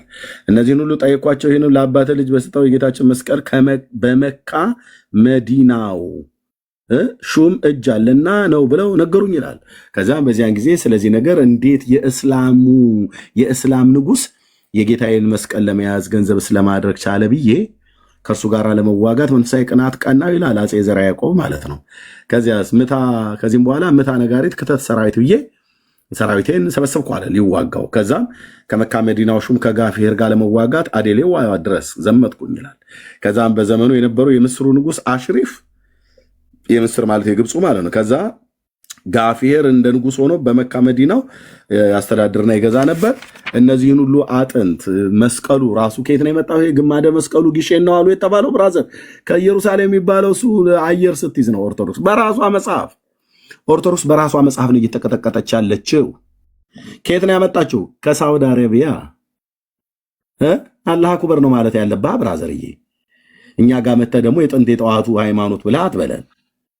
ኦኬ እነዚህን የያዘውን ሁሉ አባተ ገንዘብ መስቀሉን እና ስዕላቱንና እሰጥሃለሁ ከኔ ጋራ አትዋጋ ብሏልኝ ይላል። ስዕልና ታቦትን፣ አጽምን፣ የፈረሱን ጭራ፣ የህፃናቱን ጭንቅላት በሙሉ ከየት ነው ያመጣው? ጋፊር ከሚባለው ከመካ መዲናው ሹም ነው። ማን ነው የሚናገረው? የኢትዮጵያ ኦርቶዶክስ ቤተክርስቲያን በግሼን ደብረ ከርቤ የተጻፈ መጽሐፈ ጤፉት የት ገጽ 141። እንዴት ላርጋችሁ ወገኖቼ? እንዴት ላርግ? እንዴት ልደብቀው? ቤተክርስቲያን እንደዚህ እወቁልኝ ብላ ከጻፈች አነበብኩት። ይህንንም እጅ መንሻ ይህንንም ብሎ እጅ መንሻዬን መስቀሉን፣ ሰፍነጉን፣ ከለሜዳውን፣ አክሊለ ሦኩን ይህንን ሁሉ ሉቃስ የሳላትን የእመቤታችን ስዕል፣ ዮሐንስ ወንጌላዊ ሳለው የጌታ ኩርዓተ ርእስ የተባለውን ስዕል፣ የቅዱስ ሚካኤልንም ታቦት ሰጠኝ። ማ? የሳውዲ አረቢያው ንጉሥ። ባለፈው እኮ ተናግሬያለሁ። ብፁዕ አቡነ እንድርያስ እዚህ ለሰላም ይሰጣሉ 14 ታቦት ባለፈው ድገሙልኝ ብለው ጽፈው የሰጡት ማለት ነው። ድሮ ደግሞ ከሰላም ነው የሚቀበሉት። ጳጳሱ ለሰላም ይሰጣል፣ ንጉሱ ደግሞ ከሰላም ተቀብሎ ያመጣል። በእነዚህ ነው እኛ መናፍቅ የምንባለው። አየህ፣ ረጋ ብለን የምናወራው ቀስ ብለን እንኮመኩመዋለን። የተጻፈው እንደዚህ አሰጣላለሁ ማለት ነው። እናንተ ጻፉ፣ እኛ እናነባዋለን። ይህንንም እጅ መንሻ ተቀብዬ ወደ ሀገር በፍቅር ተመለስኩኝ ይላል። ይህንንም ካስረከበኝ በኋላ የመካ መዲናው ሹም ጋፌር እንዲህ አለኝ፣ ይህንንም እጅ መንሻ ተቀብለው ወደ ሀገር በፍቅር ተመለሰህ ከኔ ጋር ምን ያዋጋሃል? የአንተስ የኔ ሰራዊት በከንቱ ቢያልቅ ምን ይረባናል? ምንስ ይጠቅመናል? ብሎ ለመነኝ ይላል። ይህንንም እጅ መንሻ አድርጎ የሰጠኝ መስቀሉና ስዕላቱን መስከረም 21 ቀን በ1443 ዓመተ ምህረት ከተቀበልኩ በኋላ አንብር መስቀሌ በዲበ መስቀል ብሎ ያሳየኝን ህልም እውነት ነውን ብዬ ህልሜን አሰብኩ ይላል። ከየት ነው ሁሉ የመጣው? ከመካ መዲናው ሹም። ኦርቶዶክስ ታቦቱን ከየት ነው ያመጣችሁ? ታቦተ ማርያም የተባለውን አክሱም ያለውን ከመካ መዲና። እስከ ዛሬ ከየት ነበር ብለው ሲሉ ነው የነበረው? ከኢየሩሳሌም።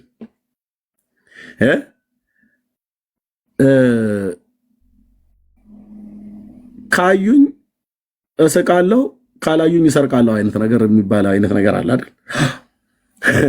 ከጠይቃቸው ክብረ ነገሥት በሚባለው መጽሐፍት ላይ ታቦተ ጽዮን የመጣችው በሰለሞን ዘመነ መንግስት ነው ይላል። እጅ እግር የሌለው ታሪክ ሊያገናኙ ፈልገው፣ እኔ ፊት ግን አትደፍሯትም። እሷን ታሪክ እናቱ የወለደችው ኦርቶዶክሳዊ እሷን ታሪክ እኔ ፊት መጥቶ አይደፍራትም። ጉራ አይደለም ወንድሞቼ እናቶቼ፣ ጉራ አይደለም። እኔ ፊት እሱን ታሪክ መጥቶ እውነት የሚያደርግ ሰለሞን በሰለሞን ዘመነ መንግስት ሳባ ንግስት ወልዳለት ምናምን ብለም እሱን ተረት እኔ ጋ አታወራውም። መጽሐፍቶችን አምጥቼ 6 መጽሐፍት ፊት ለፊት አስቀምጥልሃለሁ። ገድለ ላሊበላ፣ ገድለ ተክለ ሃይማኖት፣ ድርሳነ ጽዮን፣ ክብረ ነገሥት እና መጽሐፈ ጤፉት ይሄ ራሱ ይናገራል። እና የኢትዮጵያ ታሪክ አምጥቼ 6ቱን መጽሐፍ አስቀምጥልና ነፍስ ከስጋ እስኪሰቃይ ድረስ ከአንደኛው መጽሐፍ ወደ ሌላኛው መጽሐፍ ወስዳለሁ። እርስ በርስ እንዴት ታሪካችሁ እንደሚጣላ ግን አንድ ሰው የመጣ የለም። በዚህ 10 ዓመት ውስጥ አንድ ሰው ኤርሚቶ እባክህ የምልህ እሱ ታቦቱ እኛ ብዙ እንትን እናውራ ምን በሰላም አይደለም ታወራለህ። ጨርሳለሁ። እንደዚህ እንዳትል ኦኬ። ካልሆነ ትወርዳለህ። እሰጣለሁ። በገዛ ቤቴ ደግሞ እንደ መተህ እንትን ትላለህ እንዴ? ስንት ጊዜ እኮ ሰጥቻለሁ። ምንም ብታወራ እኮ አርቲ ቡርቲ የምታወራው ሮያል ምንም አርቲ ቡርቲ ያልኩ ምንም መረጃ መነሻ መድረሻ የሌለው ወሬ ልታወራ ነው። መጽሐፉን አታውቅም። አርቲ ቡርቲ ምንድን ነው? አላውቅም። አርቲ ቡርቲ ማለት ምንም መረጃ የሌለው ማለት ነው። ምክንያቱም አሁን እሺ መልስልኝ። እሺ ከሳውዲ አረቢያው ከጋፌር እጅ ነው የመጣው ታቦቱም ጽላቱም ስዕላቱም የጊዮርጊስም ማጽን እና የፈረሱም ጭራ እንድትማጸንበት አምጥታለች። መልስልኝ ፈጠን አድርገህ 19 ጊዜ አስቸኮልከኝ አይደል? እኔ እንግዲህ ያጠፋሁት አሁን ስሙ እንግዲህ ሮያል ሲመልስልኝ በልቶ ነው በል መልስልኝ ፈጠን አድርገው። ህዝቡም ደክሟል። የጊዮርጊስ የፈረሱ ጭራ መጥቷል። የፈረሱ ጭራ ይደርብህና ያው ፈንድያው እስኪገኝ ድረስ በፈረሱ ጭራ አሜን። በቃ እንዴት ነው እሱን ነገር በጭራው ታምናለህ አይደል?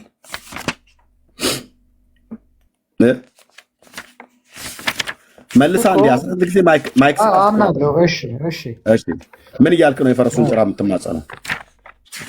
የፈረሱን ጭራ የምማጸነው ጴንጤዎችን እንቅ አድርግልኝ እያልኩ ነው። እና ምን ብሎ ይመልስልሃል? የፈረሱ ጭራ አንቃቸዋለሁ አይደል? ክርስቶስን ስለማያምን አንቃቸዋለሁ ይለኛል። አንቃቸዋለሁ እያለ ከጭራ ጋር ታወራለህ አይደል?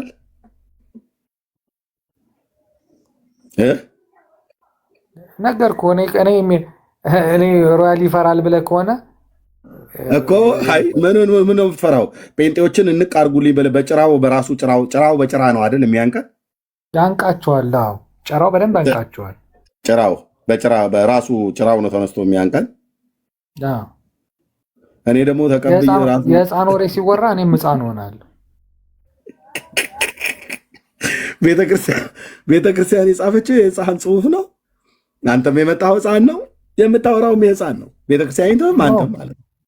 እኔ ልጠይቅ የገባሁት መሰረተ ክርስቶስ ግብረ ሰዶም የምን መሰረተ ክርስቶስ ናዚ ፋንድያውና ጭራው ላይ ጭራውን መሰረተ ክርስቶስ ግብረ ደስ ኦኬ። ስለዚህ አንዱ አንተ ነው መሰለኝ ማለት ነው። ሰዶማዊ ያልክ እንግዲህ አንዱ ወደ አንተ ገብተህበታል ይመስለኛል። እታች ወረድ። ኦኬ አዎ ይሄንን ጭራና የጊዮርጊስ አጽም መጣል የተባለ አንድ መዓት አጥንት ሰብስበህ መሰረተ ክርስቶስ ብለህ ብትል መሰረተ ክርስቶስ የኛ ናት። እንዲህ አይነት ነውራም ነገር አትቀበልም ብራዘርዬ። ኦኬ አዎ በእሱ አቅጣጫም ቢሆን መጽሐፍ ብገልጥልህ የዘመናት ጉድህን ነው የምዘከዝከው።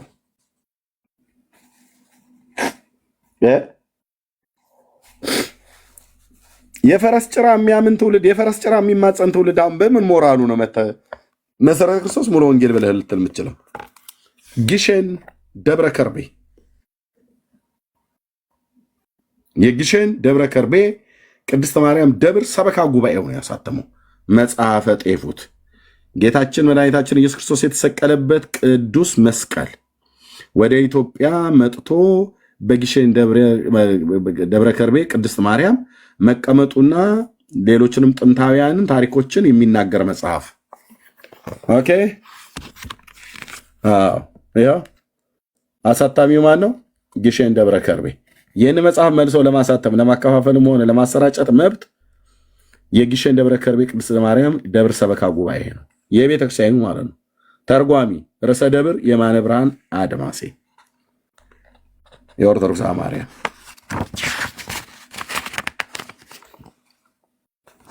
ኦኬ ብፁዕነታቸው ያው እዚህ ብፁዖቹ ፎቶ የአህጉረ ስብከቱ ሊቀ ጳጳስ ብፁዕ አቡነ አትናቴዎስ እኚሁት የደብሩ ቆሞስ ማለት የደብሩ አስተዳደር ቆሞስ ይኸው አባ ለይኩን ወንድ ፍራው ቆሞስ ማን የጻፈው ይሄን? ቤተ ክርስቲያኒቱ ጭራ እንድትማጸንበት አምጥቼልሃለሁ ብላት ነው። የፈረስ ጭራ የምትማጸን ትውልድ መተ ጴንጤን በምን የሞራል ብቃት ልትናገር ይችላል? ወንድም ማለት በምን እና እንዲህ አይነት ጉድ ይዘ ማለት ነው። የፈረስ ጭራ ተማጸኑበት ብሎ መንፈሳዊ ትምህርት እባክህ የጊዮርጊስ የፈረሱ ጭራ ሆይ እንድታማልደኝ እፈልጋለሁ እያልክ አንድ ኦርቶዶክሳዊ እንደዚህ ብለህ የፈረስ ጭራ